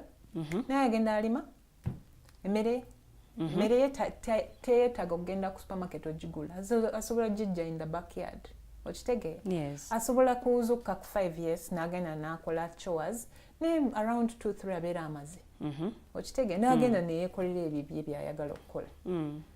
Yes, adugala ayambadde wasanze tagenda kubeera mu branch on Sundays mu Kampala naye ng'agenda kugenda kabaala ke kubanga yatunzeyo obuntu n'afunamu akasente neyeyagala tali mu date akola nga akasente we kali alya buli kaseera kubanga the food is in the backyard. This person has peace oli alina stress. You still want that lifestyle? No. Okitege? Yes, babituwa ne batugamba nti it's the best thing, it's amazing. Naye kati oli mukulu. Why don't you think for yourselves? Ne weebuuza buno obulamu ddala. Nze mbwagala oba waliwo omuntu yaŋŋamba nti no nina obwagala. Kati biki bye tulabirako n'ogamba nti okay, this one is not mentally okay and they need help? It's very different. Abamu tosobola nakikwata kubanga abeera nga ye naye takikutte. Ate waliwo different levels of mental health. Like for example, nze taata wange yafuna stroke 4 years ago. And kyankuba kubanga ffe tetulina health issues mu maka. Yes. Kati we yafuna stroke ate nga he was my best friend. Okitege nga twogera buli kaseera yanyamba ne Utalii twagitandika fembi nga sinaba kukola kutegeera how to navigate certain things nga buli kaseera ekintu kinkuba ngendayo naŋŋamba. Kati afuna stroke then n'alwala nnyo n'abeera mu hospital for 1 year and 4 months. Ng'olwaba omuntu gwe walaba nga waati ng'ali awo nga ku kitanda bamuliisa wakuyamba everything nekikuba nnyo n'ogamba kati nze nali simanyi nti no byali binkuba nnyo nga waliwo bintu byenkola nga biri out of character. It's just my closest friends who say nga wano oyiseewo kiki? Are you okay? What's going on? Naye nga nange sibiraba. Waliwo omukwano ne family member yajja neyagamba oyisizaawo waliwo byokola ebitaliiwo. Ne bangamba ate nagaana okukkiriza ngamba mwe temunjagala biki nze naye kyayitawo ne ngamba I need to pull back. Then I started working on myself to figure out how to get better. So sometimes twesobola kikwata kubanga omuntu ye naye abeera takikutte. Then also waliwo n'eri extreme whereby omuntu abeera nga alimu my depression, my anxiety nga ye akifuuse personality nga it's a character trait. Okitege? Waliwo n'abo abantu nga yes bakiyina naye kati nga owns it's now cute for them. You know my depression, I can't work because of the depression. Kiwulika nga kya luzungu nnyo. I'm depressed, I'm stressed. Kubanga wobeera olina ekyo ekizibu, for some people they use it to not take accountability of certain things. Okitege? Ne bakikozesa nga clutch. So there are some people who have to be very careful because if you think about it, wobeera oli ku border nekoona no ekigere then nekibreaking. Okitege? Ogenda mu hospital doctor akugamba ki? Oba nikugamba ogenda ku doctor nagamba hey, we're going to put on your cast, we're going to put it back together. 6 to 8 weeks your leg will heal. Ojja kuba oteredde otambule. Naye ku mental health twetaddemu kino ekintu nti okifuna it's for life. But mental health is also something that you have to realize that it can be solvable. And you have to have the consciousness nti no ngenda kwekolako naye walina okubeera period where I believe nti tujja kutuuka nti nteredde. Naye abamu bagamba kati life sentence kiwedde nze kati depression enkubyese. No, there has to be a stage where you believe that ngenda kutuuka ku stage nga sirina depression ate nga ndi bulungi. Okitege?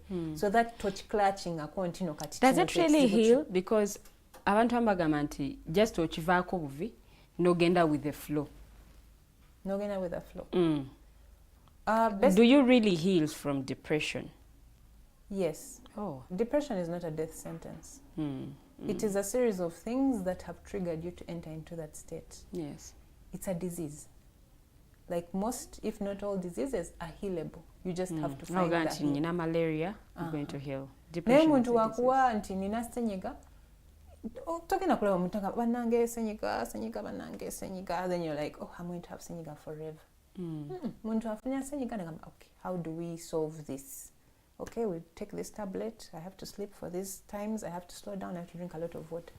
Chinachikola for about 3 days to a week. Nalaba nti after 2 weeks nti senyiga avuddewo n'atambulawo. Naye a lot of people have perpetuated this thing nti no mental health nti it's a death sentence. Okitege. Naye wotunira mu generations ez'amabega baali bagiina, was it a prevalent thing? Oba baali tebabimanyi bumanya. It was not a prevalent thing because the lifestyle was different. There was not too much information overload and people were living with nature. Muntu ngali kutaka azanya n'omuntu. Kubanga right now people don't have friends, very lonely. Our phones are our friends. Our phones are our friends. Naye obeera olaba ku ssimu omuntu ayinza okubeera alaba ebintu nga bimutiisa. Okitege. Alaba sad stories all the time. Sad story nekyo nekikuyingira n'obeera sad all the time. Kubanga everything you bring into yourself, even as an adult, chiku affecting. Is it true that some of mental health problems ziri genetic? Nti byali kutata woli. Because I've seen incidents abamoto mnagamba olaba oyo mwana bwe yeeyisa ne uncle woli bwe yali yeeyisa. According to the early child development specialist, she did mention in her research that yes, there is a disposition to have that. But you can also deactivate the gene. No making sure nti nekyo ekintu tekikuba. For example, waliwo abantu abalina alcoholism in their lineage. Naye ojja kulaba nti no abaana baabwe tebajja bifuna. Kubanga balaba taata naye agamba sala abiyitamu ebyo. Naye n'asalawo nti no lifestyle ye tajja kunywa mwenge. Ekyo ekizibu n'akyewala. Okitege? Waliwo abantu abalina ebintu nga overeating, issues.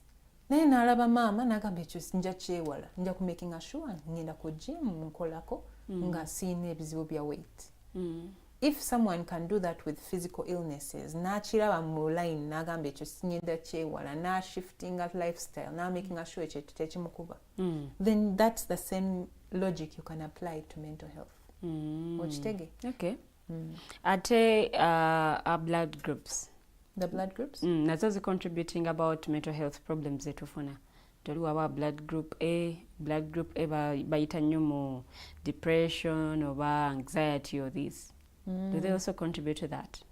I'm not the expert here, so I will not talk about that part. But I will say a lot of the mental health issues right now that are being caused are lifestyle-based and environmental. Your environment affects a lot of what is going on in your mind. That little machine called a phone, whatever you are watching is affecting. You have to be very careful about what you watch. Newobeera ku social media, filtering, making sure waliwo byotawulira, waliwo byotayingiza mu bwongo byotalaba. Because even that is food to your mind. Biki byoliisa obwongo bwo. Buli kaseera obeera olaba bombs, wars, diseases, bananga ono akubye oli akubye oli. Obeera olaba crisis, obeera oli mu state of ekibi kigenda kubaawo. Okitege? So you need to filter the way you make sure nti no njagala kulya kana kamere, njagala kunywa biri, oli very careful. Okitege? Nga bw'oyambala n'ogamba ngenda mu office njagala kutunula in a certain way. By'owuliza, by'otunulirako ku TV, ku screens, you have to be very careful because that is the food for the mind. Ate abaana bato kati teba filtering, abeera just swiping. Yes. Buli kimu ekijja kimuyingiramu. They're on TikTok, they're on Instagram, they're everywhere. Filtering kubanga it's affecting you. That is mental food. Obwongo obufeedinga nabo bulinga olubuto. Yes. Okay. Bwetudda ku bavubuka, because I talk mostly about bavubuka because nagendi awo wakati. Tusafari nyo from mental health. Young people, mwana nga muto. Na nomulabanga they are going through something that they cannot even open up. Mwanga Utalii Creatives, how are you helping such people? Do you have any programs eziyambako abavubuka, especially with their mental health? So like I mentioned, we usually work through the development agencies and their implementers to give them the tools to do this.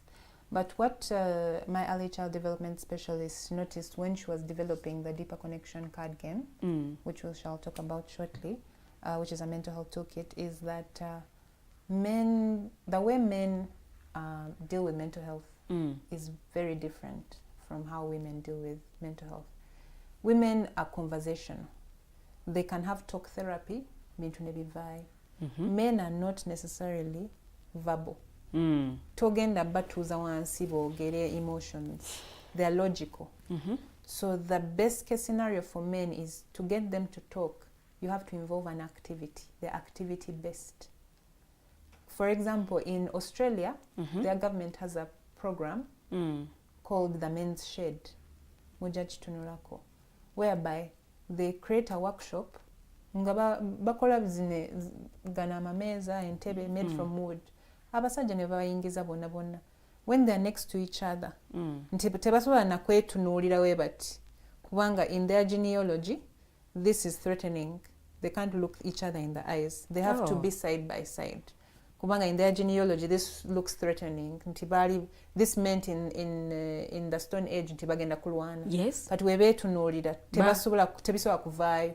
Kati in the Men's Shed, the psychologists and researchers in Australia are finding antina abasajja wabeera ina kyakola akizimba omusajja abeera amulimu kumpi kati abeera azimba ekintu oli namubuuza ekibuuzo ne batandika okwogera tebeetunuulira bali ku bino ebintu ne bitandika okuvaayo naye oli mukazi wange afuna kansa nga abyogera naye nga he's concentrating on the activity.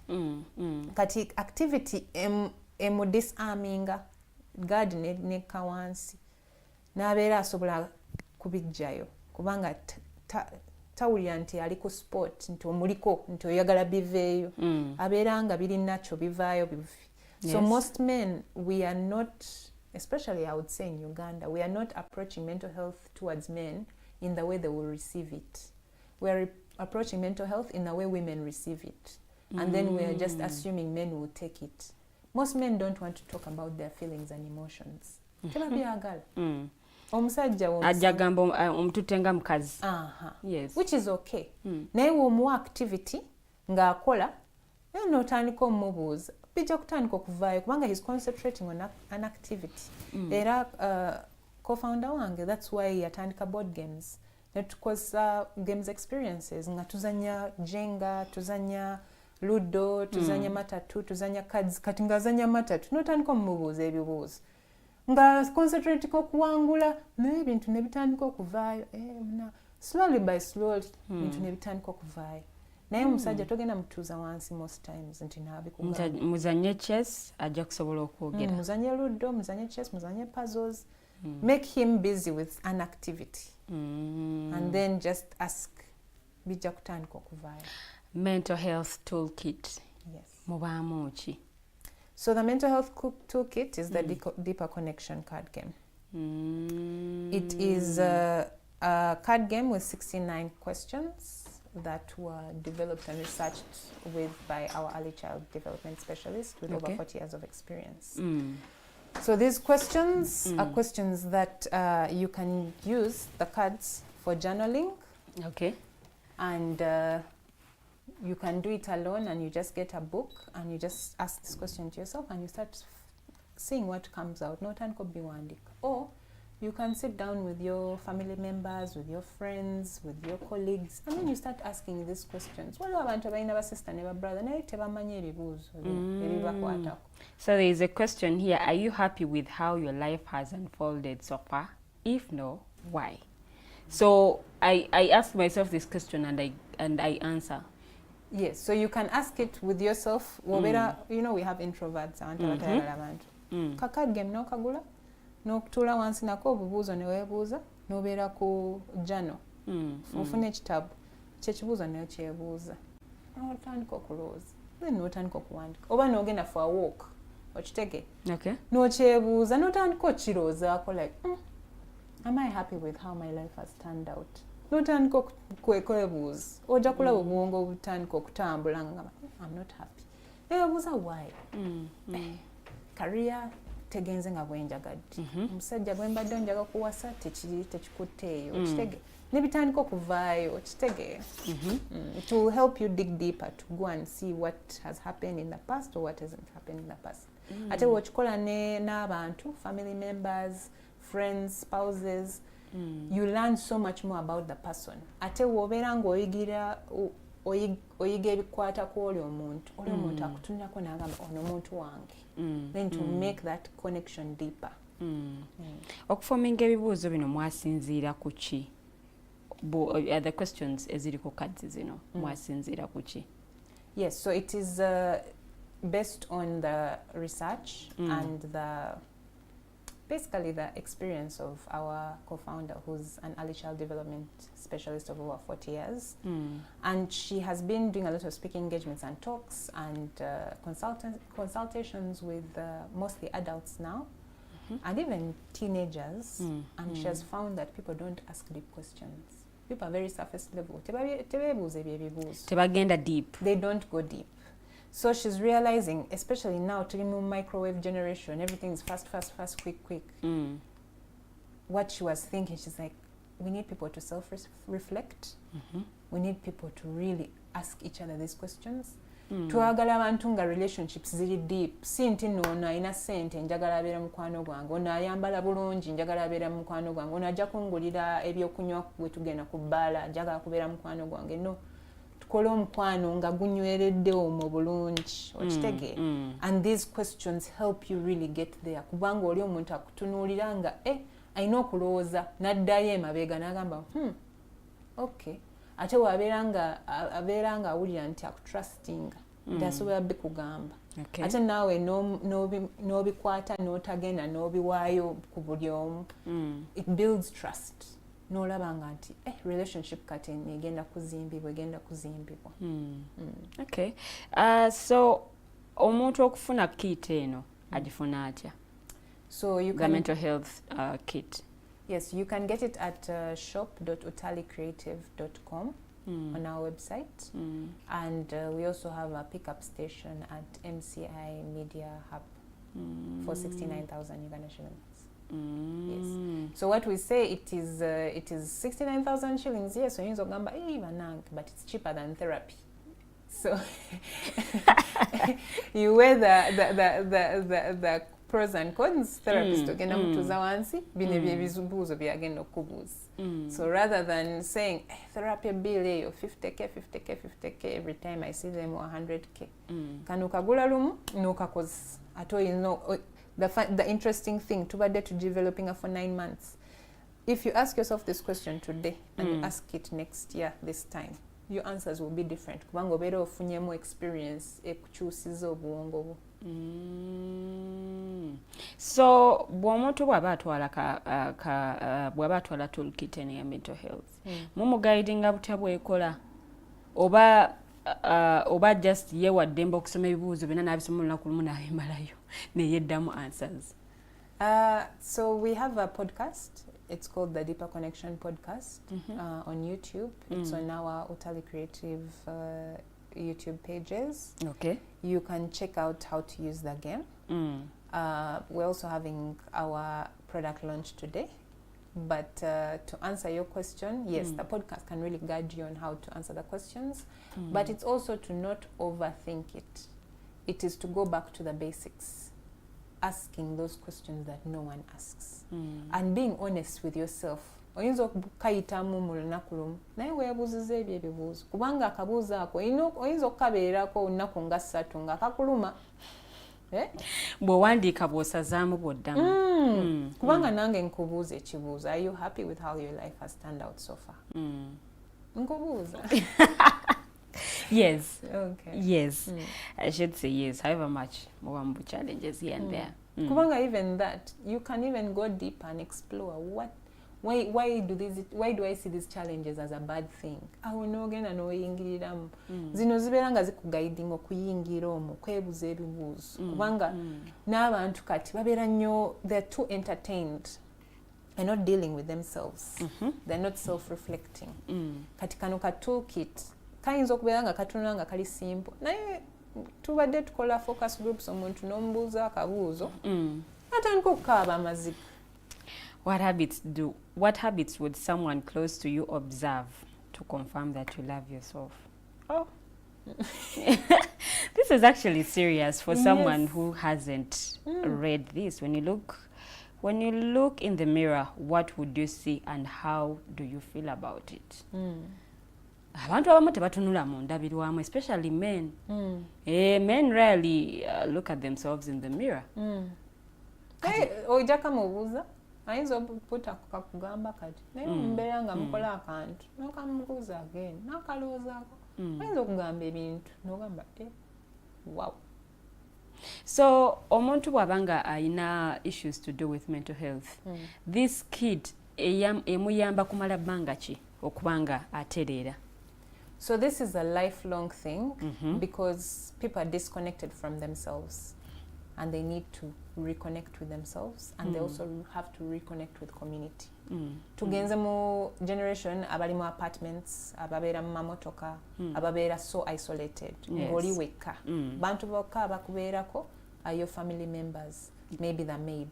Nekati, this toolkit is for you to assess, do you even have friends and family you can sit down and play this game with? And if not, start building relationships. Tandika okuzimba emikwano, tandika okubeera more social. Nobeera oli anxious social. There are also other people who are anxious social. Banoonye nabo babeera batya. Ate obasanga. Mujja kwesanga mubeere very happy kubanga mwembi mutya embeera ebyokubeera mu bantu. That means I have to play it with someone. You can play it alone and you get your book and you just start asking yourself those questions and writing. You can play it when you're going for a walk. Nogenda ne bukaadi bubiri. Notandika okutambula, noyebuuza, notandika okukiroozaako bulungi, nogamba ddala, am I happy with my life? Notandika okukola self-reflections, noddayo mu mbeera eza luli nogamba, 2015 saabitegeera, 2017 saabitegeera, naye 2019 yali nnungi, okitege. Kikuyamba okuddayo and you reconnect with yourself, reevaluate what's going on so that you know how to go forward. And it also helps you build relationships with others. Kubanga kati relationships are getting harder and harder. Ate now with the children kati beba bataddeko ku screens. Abamu kati bajja mu workforce era kye bayombera abagenzi. Nga genzi tamanyi kwogera ne boss. Ye alowooza ayogera ne equal. Naye nga tamanyi kubeera, hey boss, how are you? What? I have rights. Biki? Natandika okutunuulira n'okuyisaamu amaaso. Kubanga teyakulira mu mbeera nga they are learning how to navigate relationships. Yes. Okay. So do you follow up to the people that are actually taking these kits okumanya batereera oba there's more that we need to do? So because we have just launched the product, we have been doing focus groups, so we were following up with people. And I will say this, a lot of people do reach out to us to tell us how they have been impacted. And some people even shock us. Wango twali tukola workshops. Umuntu who was quiet in the room nga sibya aliko yatunanga ali bored. Nakubira nagamba, by the way, you saved my life. I was going through this. I was contemplating suicide, this and that. Guy yali ankuba, yali akola biki nga nze binsobedde nga njagala ku-ending. Naye bino ebintu bibadde binyambako okuddayo okwetunulamu nendaba nti kino kyali kinuma nentandika ku-reevaluatinga nenkyusa lifestyle nenkyusa wenkola ebintu nenzira mu mbeera. Okay. Mukola outreaches mu bitundu by'eggwanga ebyenjawulo because we have people who can't access social media. Naye nga ate beetaaga okuba nga bayambibwa mu nteekateeka eno n'okuba nga bafuna mental health toolkit eno okubayambako mu kutereeza obulamu bwabwe. So right now we have just launched the product to the public, but we have also been engaging development agencies and organizations that are dealing in the mental health space to ask them that in their programs they could buy these kits in bulk and then they give them out under their programs and then we can help with sensitization, so that when they leave those communities it's not just nti bazze mu ka town hall meeting ne boogera babalekedde tool kit gye basobola okutambula naye bulijjo beekoleko nti ne program neweggwawo nti basobola kwesortinga. Okay, have you considered cards zino oba kit eno okugikyusa in different languages? Yes, actually abantu bangi batugambye nti no tulina ogikyusa tugiteeke mu Luganda. Abantu oli akitegeerere ddala nga n'Abanyarwanda batugambye tuyambeko, n'abantu ba Tanzania ne Kenya batugambye nti tugiteeke mu Luswahili. But we are in the process of working on that. In the next couple of months we shall release it. Twabadde just twagala tugiteeka ku market. Musooke mulabe feedback eri etya. Yes. Then slowly by slowly tugenda gikyusa in the different languages kubanga bakitugambye, especially Abaganda. Kikulu nnyo ekibuuzo kiza in your mother language osobola okuba nga okitegeera bulungi nnyo. But anyway, mu ddakiika tusigaze eddakiika nga 4 oba 5. What is it we've not talked about mental health that we would love our viewers to know? What I would love to talk about mental health is it's not a death sentence. If you are very intentional about it, you can do a self-evaluation and you can get tools to figure out how to get out of it. It is not death. Okay. It shouldn't be death. And you should think from that mindset that you can get on the other side. For example, you have to look at your environment. Jovera, is it conducive to a good mental health? Byolaba ku screens, whether it's a phone or a TV, is it feeding your mind? Emmere gy'olya, it affects people. Bantu tebamanyi naye nga emmere gy'olya eko affectinga. Oh. Abamerika balaba bali obese because they eat anything. Balya fast food. But our bodies have to be nourished because they contribute to our mental well-being. Tebalina na organic foods. We are lucky tulina organic foods. Naye abantu kati baagala kulya bitekawo ebitaliimu kubanga babirabye ku TV balowooza byebyo. Naye nga eating healthy is so important. Olina okulya mmere ng'etegeerekeka, olina okubeeramu bu greens, olina okubeeramu emmere nganda. So your food is very important. What you feed your mind, the content you consume is very important. Bw'obeera nga buli omu akuweereza ka TikTok, oli yasse oli, boda yakoonye oli yafudde, bombs zagenze, you're feeding negativity into your mind. Even that is just affecting your mental health. Abantu boyita abakwano, okitegeera? Yes.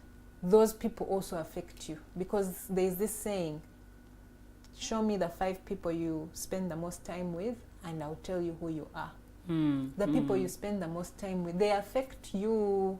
Omuntu obeera naye nga buli kaseera yasinda, naawe ogenda kusinda. Otugobyeko emikwano.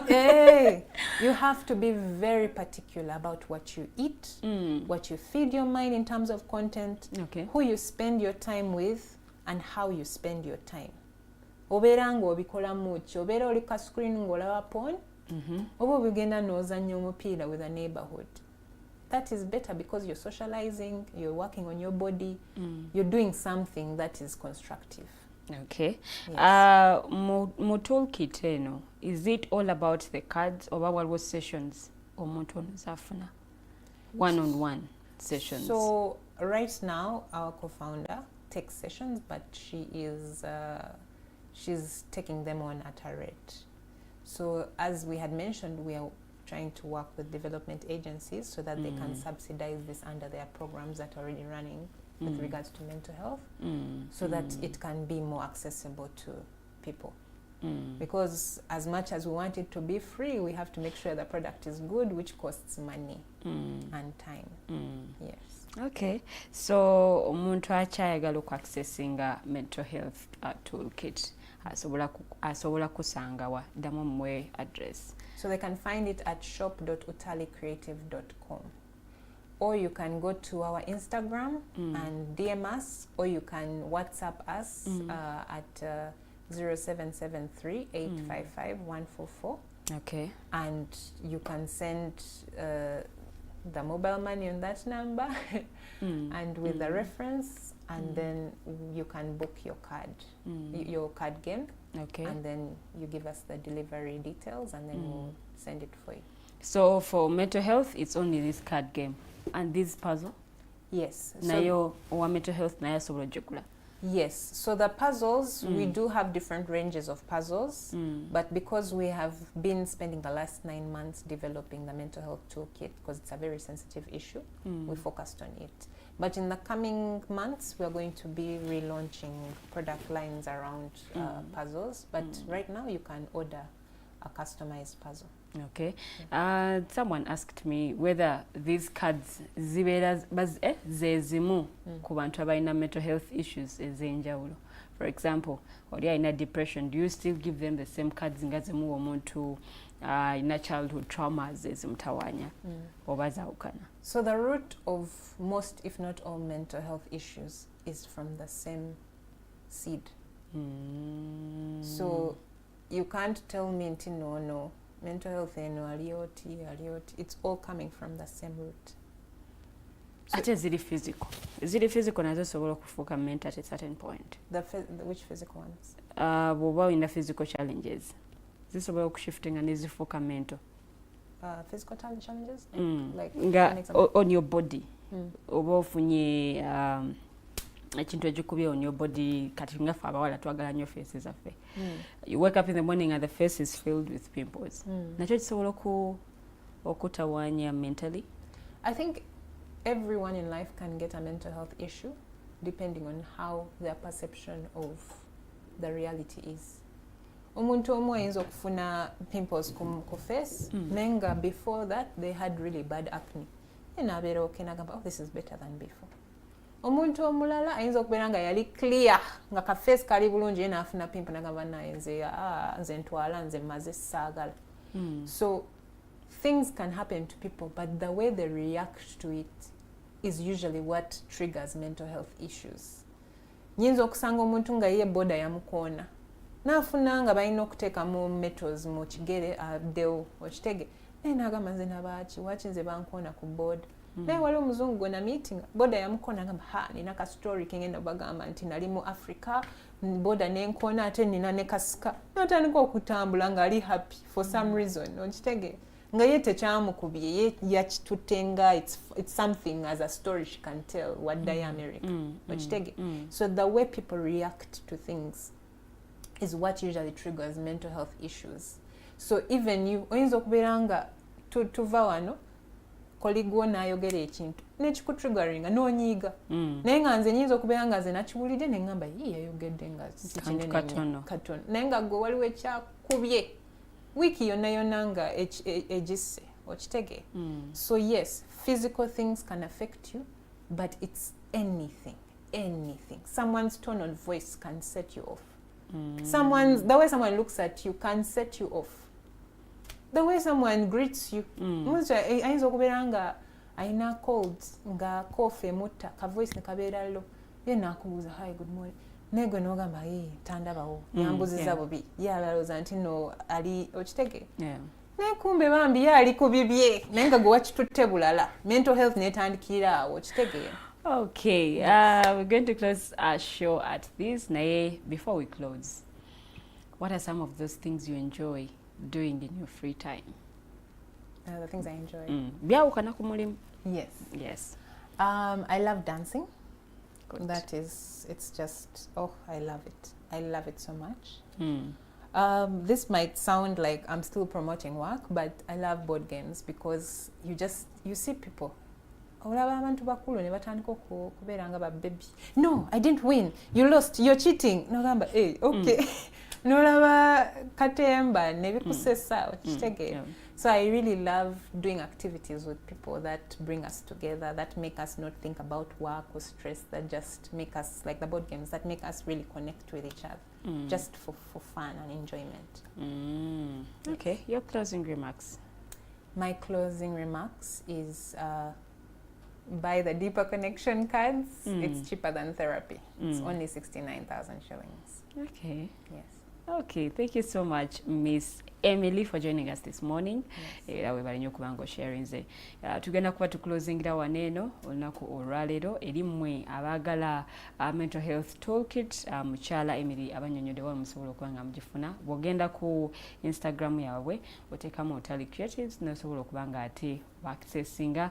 Genda mu inbox teekayo okusaba kwo okuba nti munange ofuna mental health toolkit osobola okuba nga naawe oyambibwako in one way or the other. Erimu ebibuuzo bingi nnyo, there are 69 cards. 69 cards. Yeah.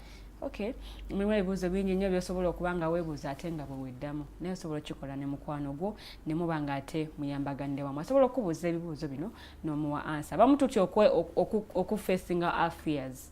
Mu kutya okufacinga fears otojja kusobola kuba nga otereera naye ate bw'ofuna cards zino zisobola okuyambako facing your fears n'omanya butya bw'osobola okuyita mu mbeera nga ezze oba nga waliwo ekikutawaanya butya busobola okuba nga ate okivuunuka. It has been the mighty drive of the day era ngenda kuba nga mpuuzikira wano. To the team that I've worked with, mwebale nnyo mwebalire ddala. See you akawungeezi k'olunaku olwaleero nga ate tugenda ku show eya Voltage. My name is Luwedde Lilian. Have yourselves a wonderful day.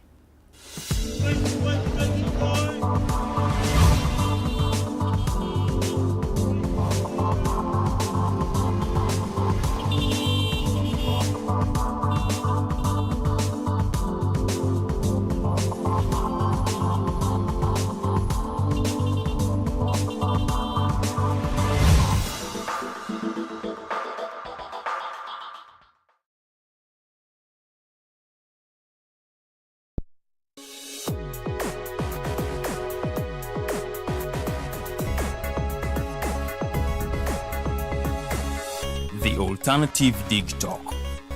Real issues, real talk.